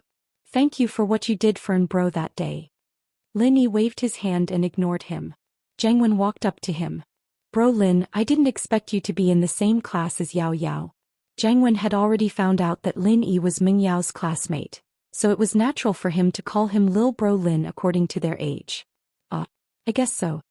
Lin Yi nodded faintly. Aren't we going to eat? That's right, let's go now. I've booked a room at Starlight Hotel, let's go now. Jiang Wen introduced, worried that Lin Yi didn't know about it. Starlight Hotel is one of the most luxurious hotels in the city. We used to go there a lot. There's special services too. Taizao walked over as well, patting Lin Yi's shoulder like a family member, as if saying that they were both men, and they had a tacit understanding. Is that so? I'll have to see it then. Lin Yi nodded, looking at them expectantly. He was smiling coldly inwardly. Meng Yao was right, these two were up to no good trying to set a trap for him. Jiang Wen breathed out in relief when he saw that Lin Yi didn't reject the idea. Taizao, on the other hand, was overjoyed. He was worried that Lin Yi wouldn't agree, but it'd be great if he did. There were plenty of programs and he wasn't afraid that Lin Yi wouldn't be satisfied. But you'd have to pay a price for it after it's over. Let's go now. Do you want to take my car? Jiang Wen pointed at his Ferrari. It's fine, I'll drive myself. Lin Yi pointed at his broken van. Jiang Wen paused, not expecting Lin Yi to drive a broken van instead of a sports car. But since Lin Yi was willing, he didn't say anything. Sure, it's more convenient if we have our own car. Jiang Wen and Taizao got on the car and drove towards Starlight Hotel, with Lin Yi following behind. Starlight Hotel was one of the most luxurious hotels in Songshan after all. It had dining, entertainment, karaoke and nightclubs in one place. Just the parking lot alone was as big as a field. Jiang Wen and Taizao drove the car into the parking lot, and Lin Yi followed them in, only to be stopped by a security guard. Hey, delivery through the back door. The guard glared at Lin Yi. Don't you know the rules? You're new, right? Delivery. Lin Yi paused, knowing that the guard had misunderstood. He shook his head. I'm here to eat. Eat? The guard paused at Lin Yi's words before laughing out loud. You're driving this car to eat? Do you know what the lowest price is here? 1 meal is enough to buy this car of yours. Alright, stop messing around, let's go. I'm really here to eat. Lin Yi didn't want to argue with this snobbish guard. I don't care what the lowest price is here. Someone's paying. Someone's paying? Who'd treat you? Alright, stop acting cool and get the fuck out. I've seen a lot of people like you. There's at least 8 or 10 of them every day trying to steal something from the parking lot. The guard looked at Lin Yi with disdain. Who'd treat you unless they're retarded?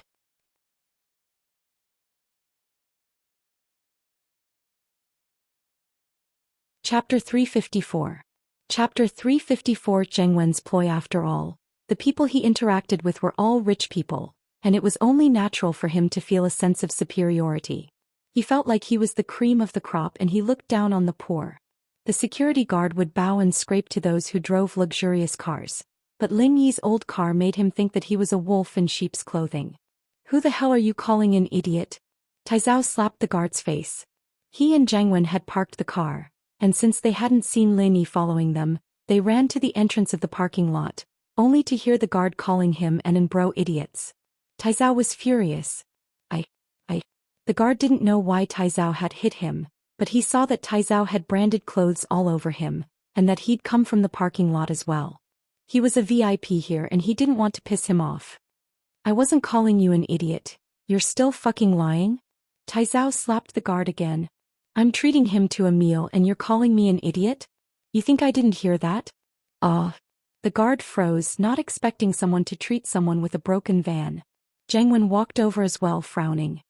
What's wrong, Taizao? This guard is calling us idiots. Does he want to die? Taizao was very pissed off. He and Bro used to be the Songshan 4 young masters back in the day, and all the security guards and managers of the entertainment venues knew them. Now this guard didn't even know who he was and was even insulting him. How could he not be pissed? Forget it. Zheng Wen waved his hand faintly. He was pissed as well, but he had business to attend to date. He didn't have time to deal with this guard. Let's go, don't lower yourself to a small fry like him. The guard bowed and apologized profusely. He was very respectful to Zheng Wen and Taizao, but when he raised his head he glared venomously at Lin Yi. He didn't think that Lin Yi was a rich person. Looking at Lin Yi, he was just a poor student who drove a broken van. He didn't know how good he was at it. As a result, he didn't dare offend Zheng Wen and Taizao. He wanted to vent his anger on Lin Yi. After thinking for a while, he went to puncture his tires. Anyway, the parking lot was so big and he didn't know who did it. He could only blame it on his bad luck. With Lin Yi's keen senses, how could he not feel this little security guard's hatred? However, he didn't care and said lightly, "You keep an eye on the car for me. If there's a problem with the car, I'll settle the score with you." The little security guard smiled bitterly, but he didn't expect Lin Yi to see through his thoughts. While he was annoyed, he could only accept his fate. Little did he know that Lin Yi didn't want to lower himself to his level. Otherwise, he would have been lying on the ground a long time ago. Zheng Wen brought Lin Yi to a private room on the 4th floor. The 4th floor was where the best private rooms were, and above that was the entertainment center. The room was very spacious, and one could see the night view of the fountain not far from the hotel through the floor-to-ceiling windows. It was a very good location and normal people wouldn't be able to get a room like this. "Brother Lin, please have a seat. Don't stand on ceremony." Zheng Wen, on the other hand, seemed to have gotten used to the night view. He put his phone on the table and sat down. "It's been a while since I've been to this room. It's been 3 years, right?" "Yeah, and bro. Back in the day we Songshan young masters were so powerful. Even those little security guards are bullying us now." Taizao said angrily. "Haha, it's because Brother Lin's clothes are a little too simple and the car's a little special. That's why that security guard looks down on you," Zheng Wen said with a smile, intentionally mocking Lin Yi. Lin Yi naturally understood that Zheng Wen was mocking him for being poor and not worthy of being with Meng Yao, but he didn't mind. The miss had sent him here today and he wanted to teach these two a lesson for Yushu. Everything else was secondary. Plus, Lin Yi had even disguised himself as a beggar when he was on missions before. Why would he care about these looks? As a result, Lin Yi didn't mind the guard's words at all. That's true. Taizao smiled, understanding what Zheng Wen was getting at. "Lil bro Lin, you need to get Yao Yao to buy you some good clothes, or you'll lose face if you go out like this." "I did, but I'm not wearing it," Lin Yi said with a smile. naturally understanding what the two were trying to say. Meng Yao did buy clothes for Lin Yi, but Lin Yi always wore his school uniform when he went to school. Taizao, brother Lin, this is called keeping a low profile. What's the saying? Pretending to be a pig to eat a tiger. Zhang Wen explained with a smile. Yeah. Pretending to be a pig to eat a tiger. Keeping a low profile. Taizao nodded. These two naturally were being sarcastic. As far as they were concerned, Lin Yi wouldn't be able to pretend to be a pig even if he wanted to. Lin Yi didn't explain. Laugh all you want, I'll make you cry later. Zhang Wen joked with Lin Yi a couple of times, feeling a bit better. But he didn't dare make it too obvious, afraid that Lin Yi would get angry and leave. He didn't wait for Lin Yi to speak and raised his hand to call for the waiter to bring out the dishes. The dishes had been ordered beforehand, and Zhang Wen had called the hotel to prepare them before he left Meng Yao's villa. So, after Zhang Wen gave the order to the waiters, the delicacies were placed on the table one after another. Zhang Wen secretly pressed the record button on his phone. He'd put his phone on the table intentionally, aiming the camera at Lin Yi to record the guy's embarrassing face. As far as Zhang Wen was concerned, Lin Yi probably hadn't eaten all these delicacies before. If he really ate like this, he'd record it and use it as a joke. Of course, this wasn't the main point. The show he'd arranged was the main point. Brother Lin, don't be so courteous. There's only 3 of us, we don't have that many rules. Let's eat. Zhang Wen raised his wine glass. Come, let me toast you. You saved my life last time, so I won't say any more thank yous words. It's nothing, and it's Yao Yao's orders too. Lin Yi raised the glass in his hand and took a sip before putting it down and starting to eat.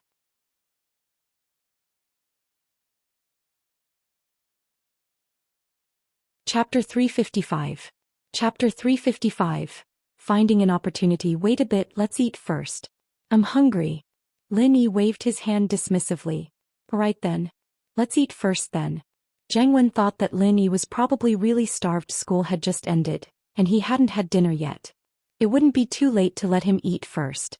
But Lin Yi's leisurely eating speed was driving Zhang Wen crazy. He'd wanted to record Lin Yi wolfing down his food and make it a laughingstock, but Lin Yi was eating very elegantly.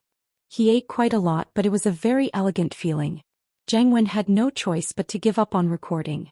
Wasn't this just a waste of memory? What if he couldn't record Lin Yi when he was playing with a prostitute later?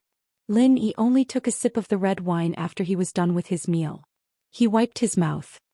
Not bad, the chefs at Starlight Hotel are really good, the food is really good. Of course, this place wouldn't have become our base otherwise. Taizao said proudly. Back in the day, us young masters of Songshan used to come here all the time. Brother Lin, we're full now. Should we start some activity? Zhang Wen, on the other hand, was all smiles as he looked at Lin Yi. He thought that if the kid didn't leave after eating and drinking, he'd be treating him to a meal for nothing. He didn't even get a single word out of the kid. Oh, that's fine, but wait, I need to go to the washroom.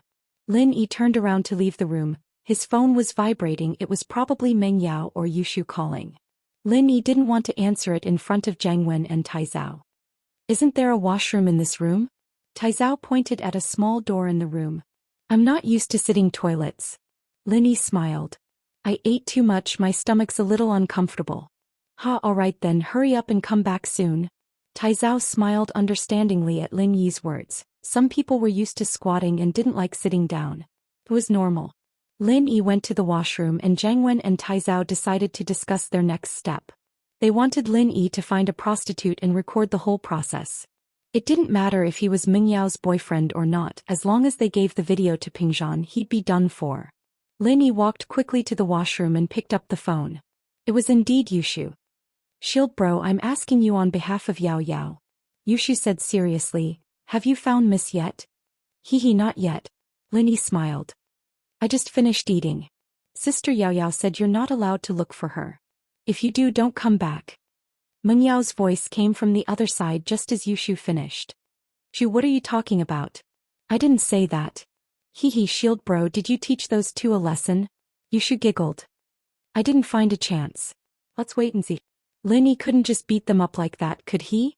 He needed a reason, and Lin Yi didn't want Yushu's words to cause trouble for them. These two were clearly a level higher than Pin Liang and Zhou Ruoming. It was best to let them suffer in silence. Okay, then you have to teach them a lesson. Yushu said. I'm hanging up now, you have to hurry. Lin Yi hung up and walked out of the washroom thinking of a plan as he walked. Suddenly, he heard a familiar name coming from a private room. Siwa bro, what do you think of these two girls? They're the best in Starlight, the best in this place. I spent a lot of money to get them here. A flattering voice came from the private room. Although the voice was very humble, it was very loud and it was obviously a little unscrupulous. Okay, not bad. A man's laughter came from the room. It was Tsihua's voice that Lin Yi saw the other day. Lin Yi stopped in his footsteps. Tsihua was eating here too? What a coincidence. He didn't know how Tsihua felt after killing 2 golden class masters, but he still had the mood to come here and play with the best. Twins? What are your names? Tsihua was evidently interested as he asked with a perverted voice. I'm Xue and she's Hua Hua. One of the twins said softly, the bolder one. Hey Xue, a nice name. Tsihua laughed loudly. Come pour me a glass of wine. A smile formed on Lin Yi's lips as he made up his mind. He quickly walked back to his room. Zhang Wen and Taizao had discussed this before. They had to find a girl for Lin Yi no matter what. Even if he didn't want one, they had to persuade him to find one. Otherwise they'd come for nothing. So they decided that if Lin Yi didn't want one, they'd get him drunk and force him to find one. No matter what, he wouldn't be able to escape tonight. Lin Yi pushed the door open and entered the room. Zhang Wen waved at Lin Yi passionately. Bro Lin, come quick. I've already told the manager to find us some hot girls. Sure. Lin Yi pretended to be overjoyed and smiled. I'm full now, I can play with some girls. Good, forthright. Zhang Wen was overjoyed as well. He was worried that Lin Yi wouldn't look for one, but now that he'd asked for one, it was exactly what he wanted. The girls in this hotel are all pretty good. I'll make sure you enjoy yourself. Yeah, I've heard about that a long time ago. But bro, I'm a person with high taste. I don't like normal girls. Lin Yi said with a shake of his head. You know that the girls I usually interact with are all school beauties. I know that. Don't worry, I'll definitely find you the best. Zhang Wen thought to himself. He wasn't afraid of Lin Yi choosing, he was afraid that Lin Yi wouldn't look for one. As long as Lin Yi had the intention, he'd get the manager to find one for him. That's good. Lin Yi chuckled and sat down looking very expectant. Zhang Wen gave Taizao a look and he left the room. Not long after, a man in his 30s came in with 5 pretty girls behind him. Mr. Yang, I didn't think that you'd come personally. It's my honor. Zhang Wen smiled. Mr. Yang was the general manager of the hotel, directly reporting to the big boss. He had the final say in everything. Other people might not know who Zhang Wen and Taizao were, but he did. A few years ago they were famous people in Songshan. Even the big boss of the hotel had to give them face, let alone a manager like him.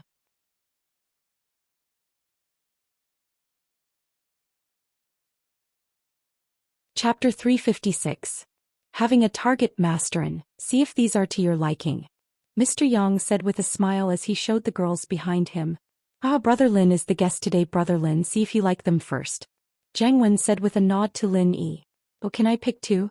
Lin Yi asked after one look. Of course. Taizao nodded. He'd been afraid that Lin Yi wouldn't pick, but now he could even pick all of them, let alone 2. The more people there were, the messier it'd be. It'd be more convincing if he showed them to Chu Pingzhan. That's great. Lin Yi smiled. But to be honest, none of them are to my liking. Zhang Wen and Taizao frowned at Lin Yi's words. Wasn't Lin Yi being a little too picky? These 5 girls weren't top-tier beauties, but they'd still be top-tier beauties after putting on makeup. How could Lin Yi not be interested in any of them?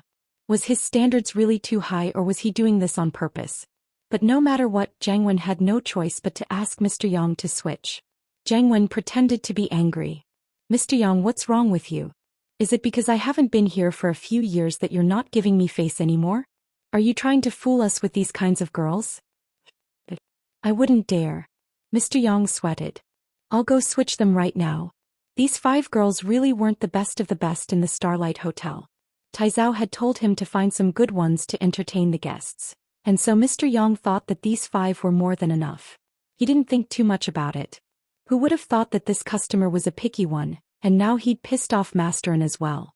It wasn't worth it, and he quickly left the room with the 5 girls.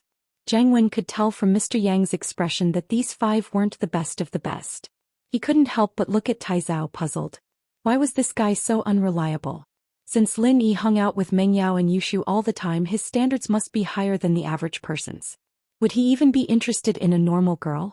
I'm so sorry, Brother Lin. This Mr. Yang is really bad at handling things. Jiang Wen couldn't blame Tai Zhao, so he pushed the blame onto Mr. Yang. Nothing. Let's wait and see. Lin Yi shook his head slightly, feeling amused. Even if you brought a heaven immortal, I would still look down on you. After a while, the door of the private room was pushed open again. This time, Director Yang brought 3 girls who were obviously a grade higher than the previous 5 into the private room. Master and Master Lin, how did it go? Mr. Yang was full of confidence. He'd brought all of the hotel's top hostesses with him. If he still couldn't pick them out, then he'd have to say that Master Lin had bad taste. Oh, let me see. Lin Yi raised his head calmly, sizing up the 3 girls Mr. Yang had brought. He had to admit that these girls were all top quality. Lin Yi sighed. Why did he have to go into this line of work?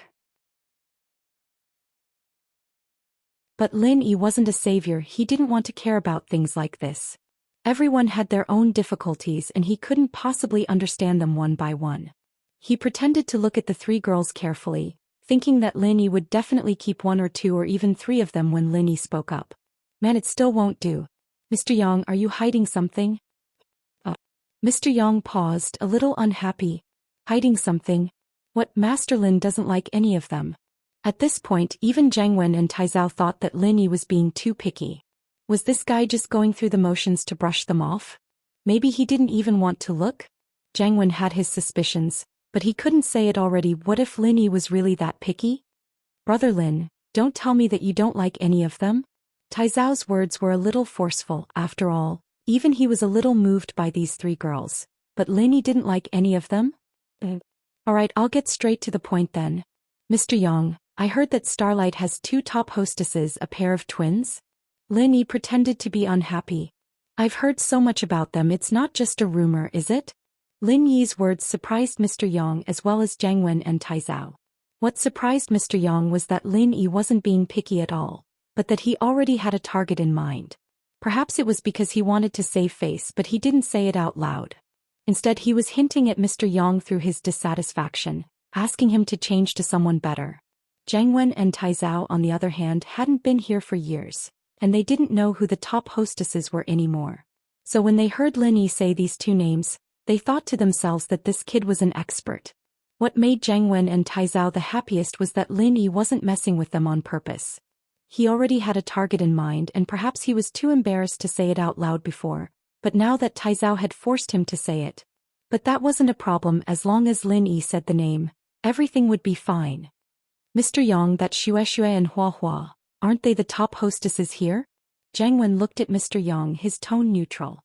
He was a little annoyed. Even if he hadn't been here for years, he was still one of the 4 young masters of Songshan. He was a famous young master in Songshan. This Mr. Yang wasn't giving him face at all. He'd already asked him to change the hostesses and he was still hiding something. Wasn't he looking down on him? Mr. Yang's heart tightened at Jiang Wen's anger. He knew that Jiang Wen had misunderstood. He quickly explained, Master N, please don't be angry. Xue and Hua Hua are the top hostesses here, but they've already been picked up by other customers for a large sum of money. Large sum of money? Tell them to come over, I'll pay them even more. It's just money, isn't it? I've got plenty of it. Jiang Wen panicked. Lin Yi finally had a target, and now they'd been picked by someone else? How could he let that happen? That's against the rules, isn't it? Mr. Yang sighed. The current Songshan wasn't the 4th young master's world anymore. Your families all have their own backgrounds, but there's someone here who's no weaker than you all. He's the one who picked Xue and Hua Hua tonight. Can I go get them back? And bro, let's just forget about it.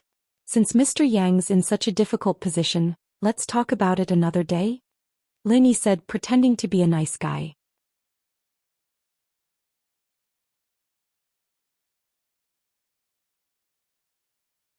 Chapter 357. Chapter 357. The fox exploiting the tiger's might. Jiang Wen knew that tonight was a good opportunity for him to take down Lin Yi. It was a once-in-a-lifetime opportunity and he didn't know when he'd get it after today. He couldn't wait. Since Lin Yi had a target in mind, he'd have to make sure he got what he wanted. Brother Lin, don't worry, leave this to me. I have some face here in Songshan. Zhang Wen said faintly as he looked at Mr. Yang. Mr. Yang, are you not going to give me face anymore? Masterin, it's not that I don't want to, it's just that I can't call them back from their rooms. Mr. Yang smiled bitterly. They're not easy to mess with. Oh? So you're saying that we're easy to mess with? Taizao raged, really wanting to slap this guy in the face. He and Bro were Songshan's 4 young masters. Mr. Yang smiled bitterly. He couldn't afford to piss off a single one of them. And bro, it looks like your face isn't that useful anymore, why don't we just let it go? I don't want things to get out of hand. Lin Yi said weakly as he looked at Zhang Wen. It's fine. Zhang Wen stood up from Lin Yi's words.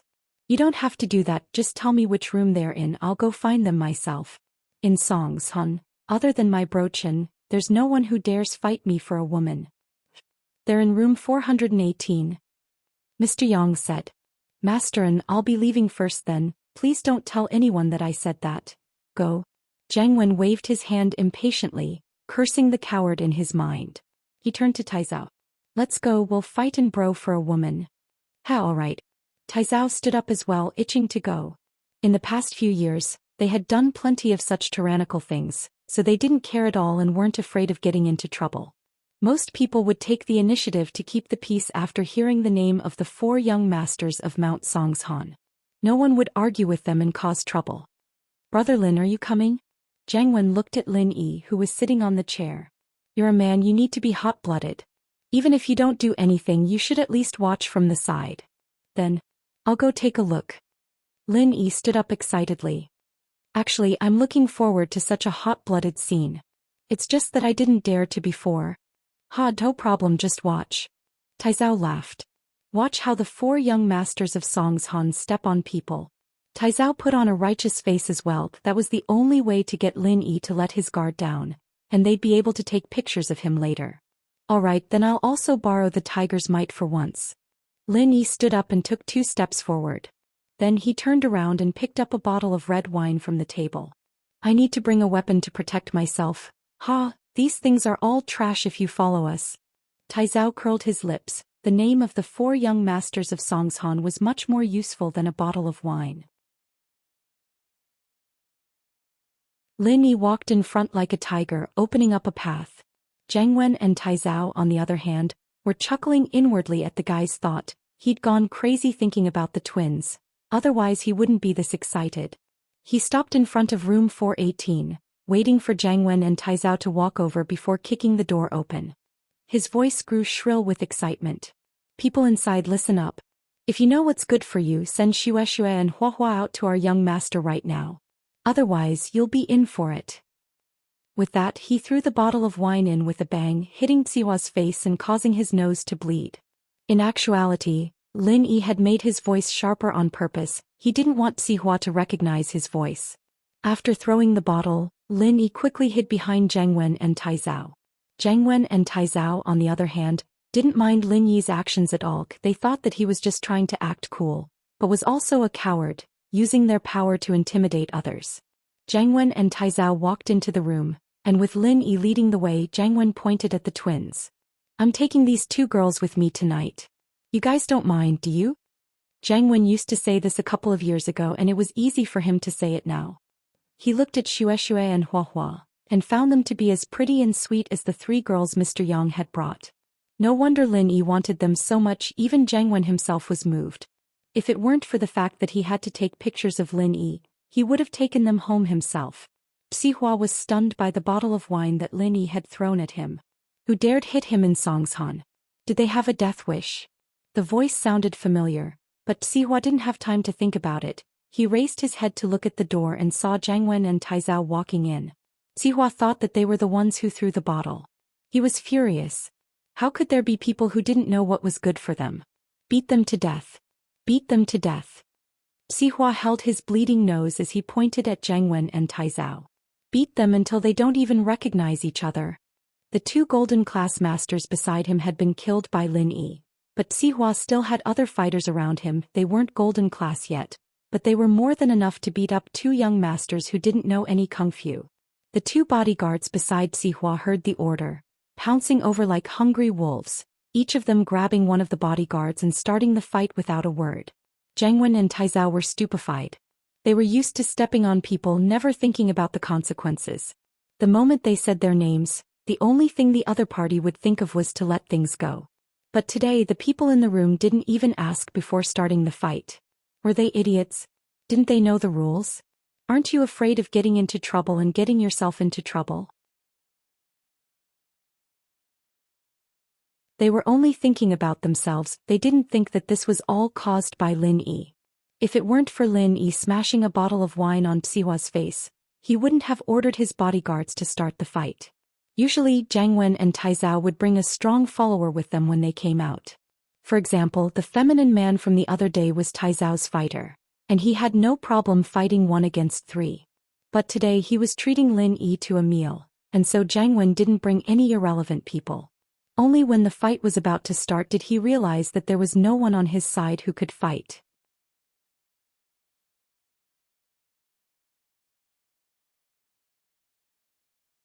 Chapter 358. Wasn't this a little too much? Taizao didn't even get a chance to say anything before another bodyguard punched him to the ground. Cries and screams filled the room. People who didn't know what was going on would think that pigs were being slaughtered inside the room. Lin Yi curled his lips. Trying to mess with me? You too can enjoy the feeling of being screwed over yourself by.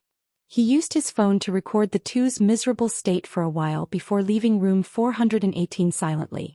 He took the elevator downstairs and was out of the hotel in no time at all. Lin Yi didn't drink much at all, just 2 sips of red wine. Lin Yi wouldn't get drunk even if he drank a lot, so he got in the car and drove back to the villa. Jiangwen and Taizao might be the Songshan young masters, but they'd probably have to swallow their pride if they knew that it was Sihua who'd beaten them up. They wouldn't be able to get back at him. Yushu called him again on the way home and Lin Yi picked it up with a smile. What's up? Is there something else? Yao Yao asked me to check if you did anything bad again. Yushu giggled. Nothing, I'm going back soon. Lin Yi smiled. The mist was cold on the outside but warm on the inside. She did care about him a lot. Shoo, don't say stuff like that, I'm just worried that he'll get filmed and sent to me. Meng Yao humphed, not admitting what she was thinking. Yao Yao's angry now. Yushu stuck her tongue out. Shield bro, did you do anything to them? Yup, I'll tell you guys when I get back. Lin Yi found it hilarious the more he thought about Jiangwen and Taizao. Those two were really unlucky. He didn't know who was stronger, Jiangwen and Taizao's power. On the 4th floor of the Bright Star Hotel, in room 418, there was a one-sided brawl going on. 2 bodyguards were kicking and punching Taizao and Jiangwen, who'd already turned into pig heads. You dare hit me? Do you know who I am? Jiangwen yelled at the top of his lungs. He took the opportunity when the bodyguard was switching hands. I don't care who you are. Since you dare to come looking for trouble today, don't even think of leaving here standing. Jiaoneng replied with a cold smile as he carefully wiped the blood off Sihua's face. Sihua bro, are you alright? Do you want to go to the hospital? I'm fine. Sihua said with a wave of his hands. A small injury like this wasn't enough to affect him at all. It was just a little scary and he didn't feel like he was losing face at all. He was a big shot in the underworld and now his nose was bleeding from a slap. It was quite embarrassing. I'm Jiangwen. Songshan young master Jiangwen. How dare you hit me? Jiangwen continued yelling while he still had the chance to speak. He was afraid that the bodyguard would land another punch on his mouth and turn him into a mute. Wait. Sihua paused after hearing Jiangwen's words. He quickly waved his hand, signaling the bodyguards to stop fighting. What did you say? Who are you? I'm the 3rd of the Songshan young masters, Su Taizao. He's Jiangwen broen. Taizao forced himself up from the ground and pointed a finger at Sihua. What now? Good now. Not really, but there seems to be some kind of misunderstanding here. Sihua stood up and walked up to the man. Are you really Jiangwen? Of course. Jiangwen wiped the blood off his face dark. Do you want to see my ID? No need. I'll believe you if you say so. Let me introduce myself first, I'm Sihua. Sihua waved his hand and had the bodyguards help Jiangwen and Taizao up. I don't give a fuck who you are. Sihua double kick great cannon whatever. How dare you hit me? You'll have your house confiscated tomorrow. Taizao waved his claws and fangs. Taizao, don't make a fuss. Zhang Wen frowned at the name and raised his head to look at Sihua. As expected, the guy looked very similar to the Sihua he'd seen in the documents, except that his nose was broken now. You're Sihua, bro? Yes, I'm Sihua. Sihua nodded. Master Wen, is there a misunderstanding? You asked me to meet you at the nightclub on the 5th floor at 9. Why'd you come to my room early? I invited a friend here for dinner. He said he's interested in these two girls, huh? Where's he? Zhang Wen turned around, but Lin Yi was nowhere to be seen. What a huge misunderstanding. The owner of this room was actually Sihua. This beating would have been for nothing. Zhang Wen had been planning to get his men here as soon as he walked out of this room. He wouldn't let the people in this room have it easy. Getting their kidneys removed would be too easy for them. But now he could only swallow his anger. Invited a friend for dinner? Sihua frowned. Who was the one who threw the bottle in here? It's that friend of mine. Zhang Wen suddenly called out to the hallway. Lin Yi. The friend you invited is called Lin Yi? Sihua's pupils contracted. You're saying that Lin Yi was the one who threw the bottle in here? What? You know Lin Yi, Sihua bro? Zhang Wen could tell from Sihua's tone that he knew Lin Yi. I do. How could I not know him? Sihua smiled coldly. Not only do I know him, he's my enemy. Master Wen, I'm sure that you've been tricked by that Lin Yi. Zhang Wen's face darkened as he fell into deep thought after hearing Sihua's words. He wasn't an idiot, he connected the dots and came to a conclusion immediately. Lin Yi had done this on purpose. He probably knew that Sihua was in this room, and knew that Xue and Huahua were here as well. That was why he'd purposely picked these two, using Taizao and Zhang Wen as cannon fodder to send them to Sihua's room. In the end, a bottle had escalated the conflict, and Lin Yi was gone when the two of them went in stupidly.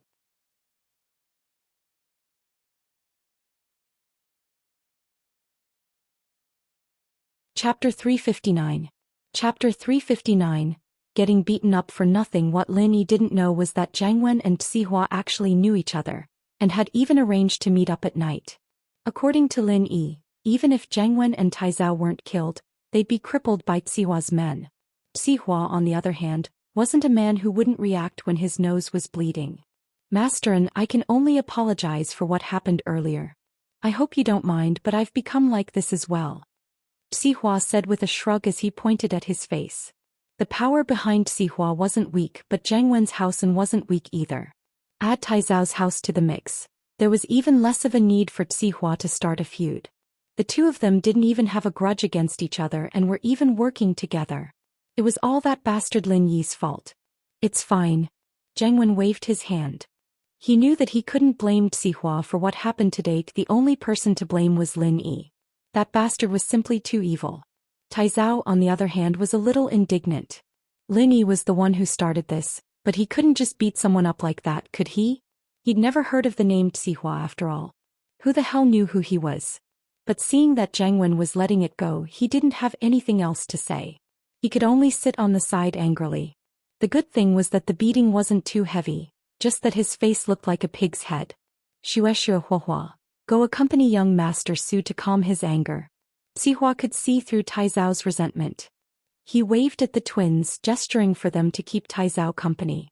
Taizao's face was swollen, but Xue and Huahua weren't stupids. They knew that this person was someone with a high social status, someone who was on the same level as Sihua. Plus he was a pig now, but he'd been a handsome guy when he first came in. It wouldn't be a loss to keep him company. Master Su. Taizao had been holding a grudge at first, but now that Sihua had given him these two headliners, that grudge vanished without a trace. He wasn't the kind of person who was shrewd. The purpose of coming to the private room this time was to snatch the woman. Now that he had achieved his goal, he had his face. Naturally, Taizao didn't say anything else about Sihua's thoughtfulness and respect. Happily, he brought the two girls into the lounge. Sihua smiled faintly. Naturally, he knew what Taizao was thinking, but he didn't care about him at all. The only person he cared about was Zhang Wen, the person who could bring him benefits. Young master, and forgive me for being blunt, but why are you treating Lin Yi to a meal? Are you friends with him? Sihua had to figure out the relationship between Zhang Wen and Lin Yi first. He knew that Jiang Wen was pissed off after Lin Yi set him up, but that was just on the surface. Who knew if there was a deeper connection between the two? If Jiang Wen and Lin Yi were really friends, then this cooperation wouldn't be able to go on. Friends? Jiang Wen smiled coldly. More like love rivals. Xihua narrowed his eyes. He'd gotten a useful piece of information. I was wondering why he'd set you up. I've underestimated the kid's intellect. It seems like he knew that I had bad intentions towards him all along, so he set me up after eating me. Jiang Wen said angrily. Xihua bro, you and Lin Yi is Meng Yao's bodyguard. We wanted to kidnap Meng Yao to achieve our goals, but Lin Yi ruined our plan. Xihua said nonchalantly. Naturally, he wouldn't reveal something as shameful as losing 2 golden class masters.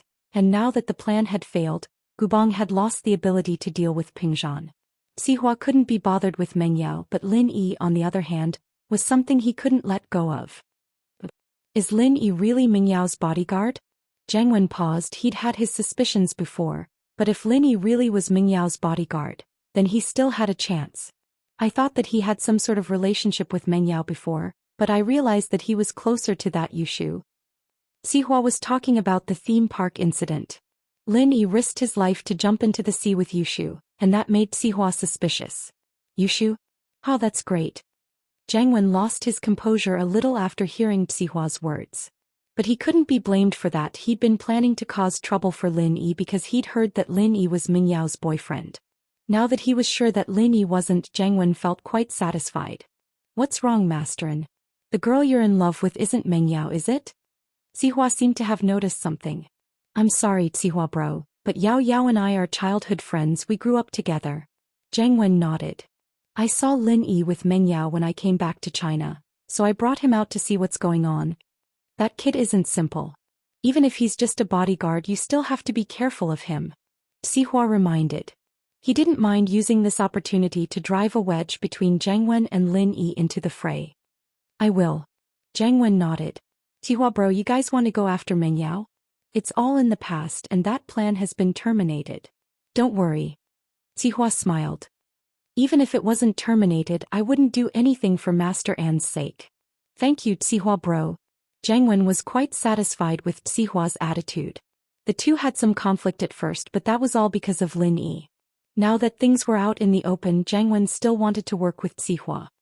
Master, and we don't get to know each other without a fight. We're both straightforward people, so just say what you want. Xihua smiled as he poured Jiang Wen a glass of red wine. Because of the misunderstanding, the two skipped the pleasantries and probing each other's secrets and went straight to the point. Jiang Wen glanced at the private room Taizao was in there, and then at Xihua's bodyguards. He wanted to say something, but he didn't. Xihua smiled, naturally understanding what Jiang Wen meant. He waved his hand at his bodyguards. You guys leave first. Yes. The bodyguards didn't say anything and left the private room. After closing the door tightly, they stood guard at the door of the private room.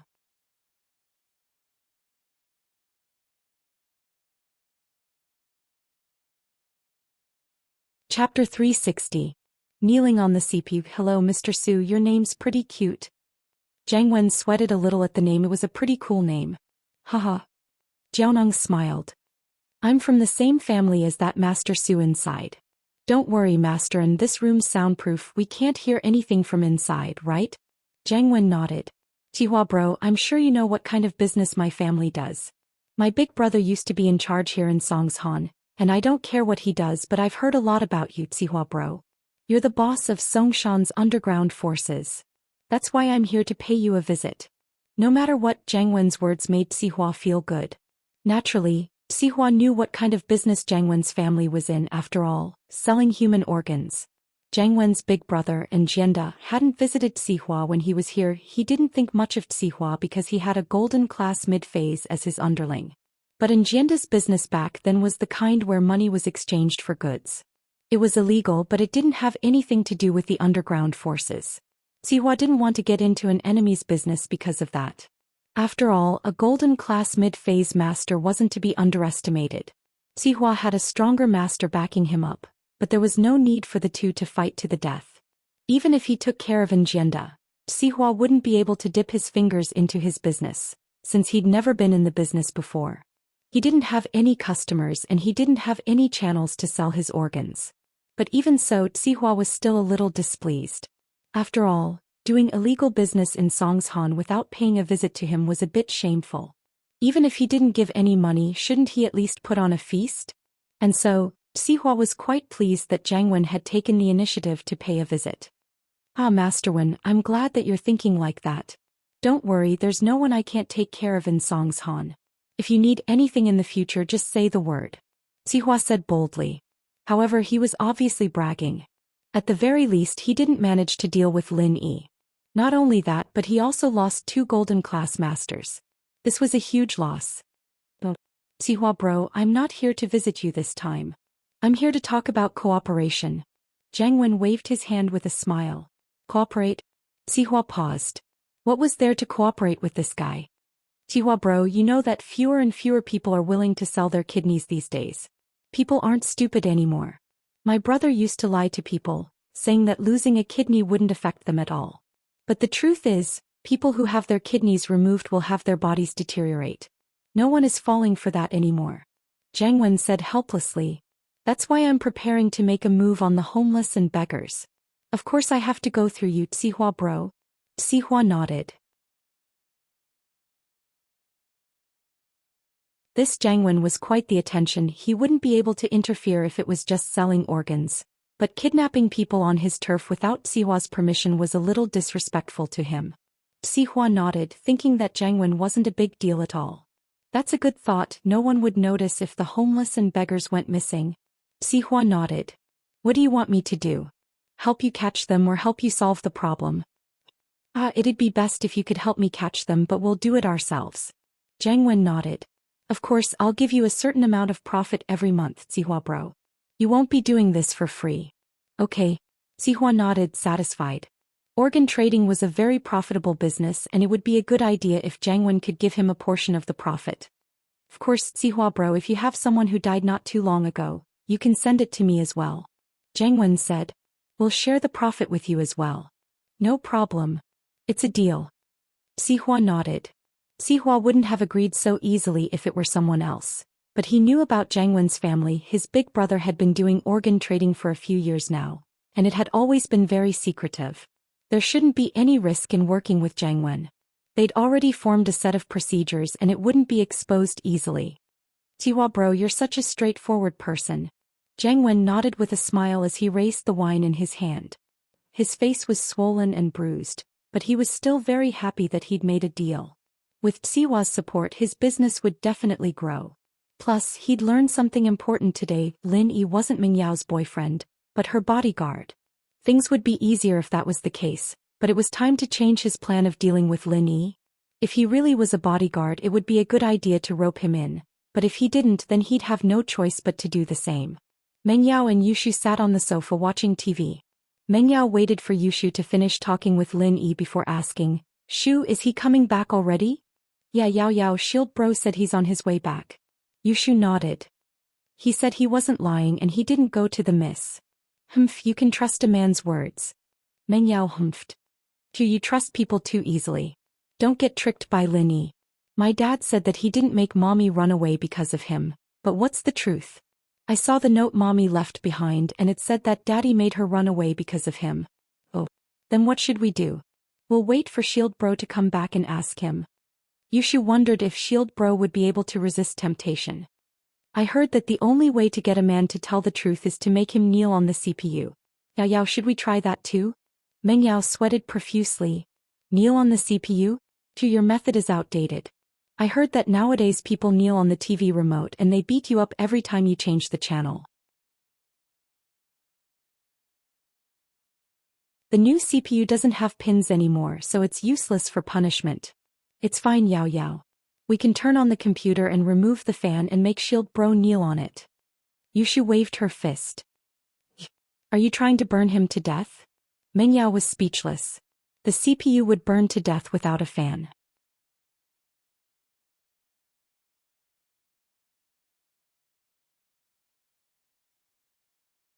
Chapter 361. Chapter 361. Lin Yi's birthday gift. Oh, it's nothing. We were talking about burning a cockroach to death. Yushu still wanted to hear how Lin Yi had taught Jiangwen and Taizao a lesson. She wouldn't dare offend Lin Yi. She changed her words immediately. What a bastard. All you've got is your mouth. Kneel to the CPU. Who knows who'll be kneeling in the future. Meng Yao glared at Yushu angrily when she saw how Yushu was denying everything without any sense of loyalty. Hee hee. Yushu pretended like she didn't hear anything as she stood up from the sofa with a giggle. She ran over to Lin Yi. Bro, how did you teach Jiangwen and Taizao a lesson?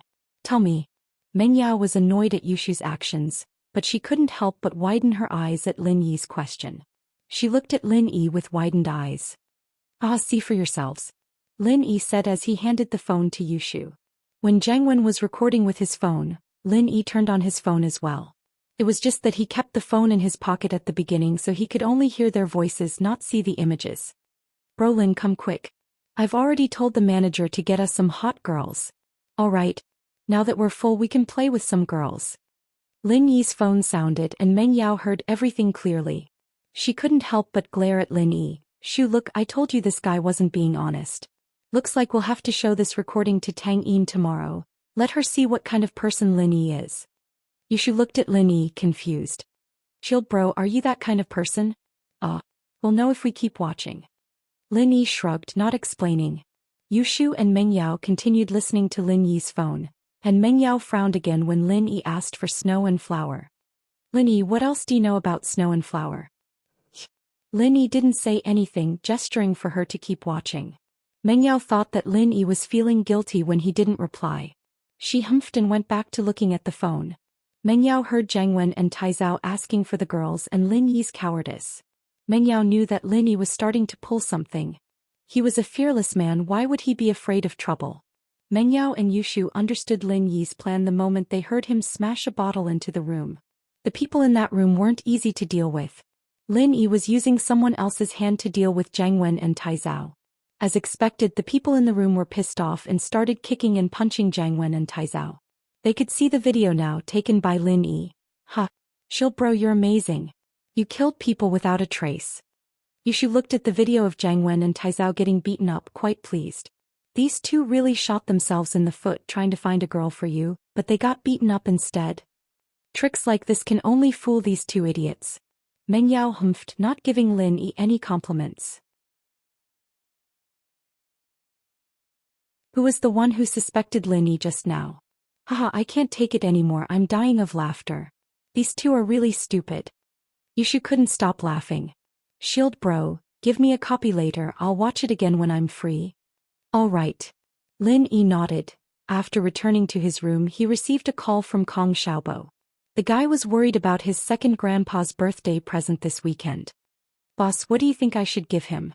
I'm bringing Fun and you with me this time after all, and it'd be embarrassing if I gave him something too cheap. Your second grandpa, Dr. Kong, doesn't really need anything. His family won't be interested in anything you give him. Lin Yi smiled. It depends on their attitude towards your family. According to what you said, the relationship between your two families only looks like it's okay on the surface. But if it's not, they'll think that you're poor if the gifts you give them are too cheap. And if the gifts you give them are too expensive, they'll think that you're trying to act rich. Man, you're right. Kong Xiaobo listened to Lin Yi's words and nodded. If it were Kong Ming, my second grandpa would have laughed for half a day even if he gave me a calligraphy he wrote. He's his grandson after all, and Alright Xiaobo, since you're calling me boss, I'll take care of this for you. I'll prepare a special gift for him, but it's up to him whether he believes it or not, Lin Yi said after some hesitation. Boss, do you have something good? Kong Xiaobo listened to Lin Yi's words and was overjoyed. Boss, do you have a gift that can make us proud? Yes, I'm preparing something for you, but I'm afraid they won't believe it, Lin Yi said. It's fine if they don't believe me, it doesn't matter as long as the thought is there. Kong Xiaobo nodded. Boss, no matter what, I believe you. After hanging up, Lin Yi's lips curved into a smile. Dr. Kong. When his miracle Dr. Guan brand gets bigger in the future, there's no guarantee that they won't become enemies. In order to prevent him from having unrealistic thoughts, he'll use this birthday banquet to suppress him. After Lin Yi performed acupuncture on Jinhu last time, he had an idea. To make a bone cleansing pill. Of course, it wasn't a real bone cleansing pill. A real bone-cleansing pill required a large amount of expensive herbs. Not only was the cost frighteningly high, but the production of those herbs also meant that this pill couldn't be mass-produced. This was a pill that old Lin had given to Lin Yi to train his body when he was young. It could expel impurities from the body and cleanse the bones and marrow. But naturally Lin Yi wouldn't take something like this out. What he wanted to make was just a substitute. It could only expel the impurities and toxins from the body that hadn't been cleansed by metabolism. It couldn't truly change the body's constitution. But even so, it could extend one's lifespan by a few years or even 10 years. Of course, that was under the condition that there weren't any major problems with the body. This thing wasn't an elixir of immortality, it was just a detoxification drug. Even if it was eaten, it wouldn't cure the illness. Lin Yi's acupuncture on Jinhu had already achieved a similar effect. This could be replaced by traditional Chinese medicine. This time, when Lin Yi attended Kong Xiaobo's second grandfather's birthday banquet, he was prepared to bring out a bone-cleansing pill like this. However, Lin Yi renamed it the Pill of Life Extension and Toxin Cleansing.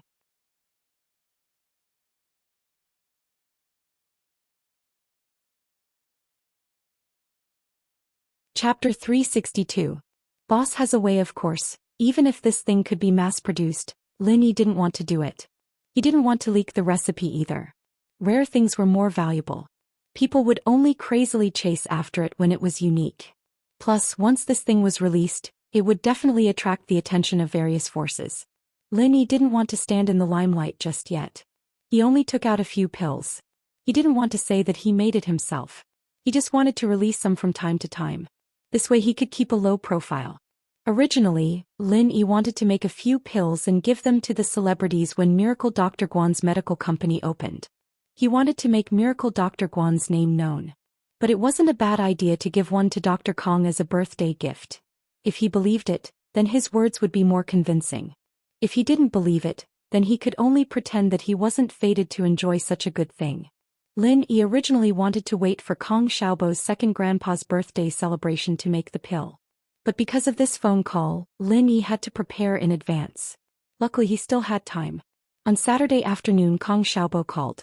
Lin Yi drove to Ningshi Road Station to pick up Kong Xiaobo. Tang Yun's father, Tang Juqing, was going to have surgery on Monday. Tang Yun had to stay in the hospital with her mother, so she was at the hospital.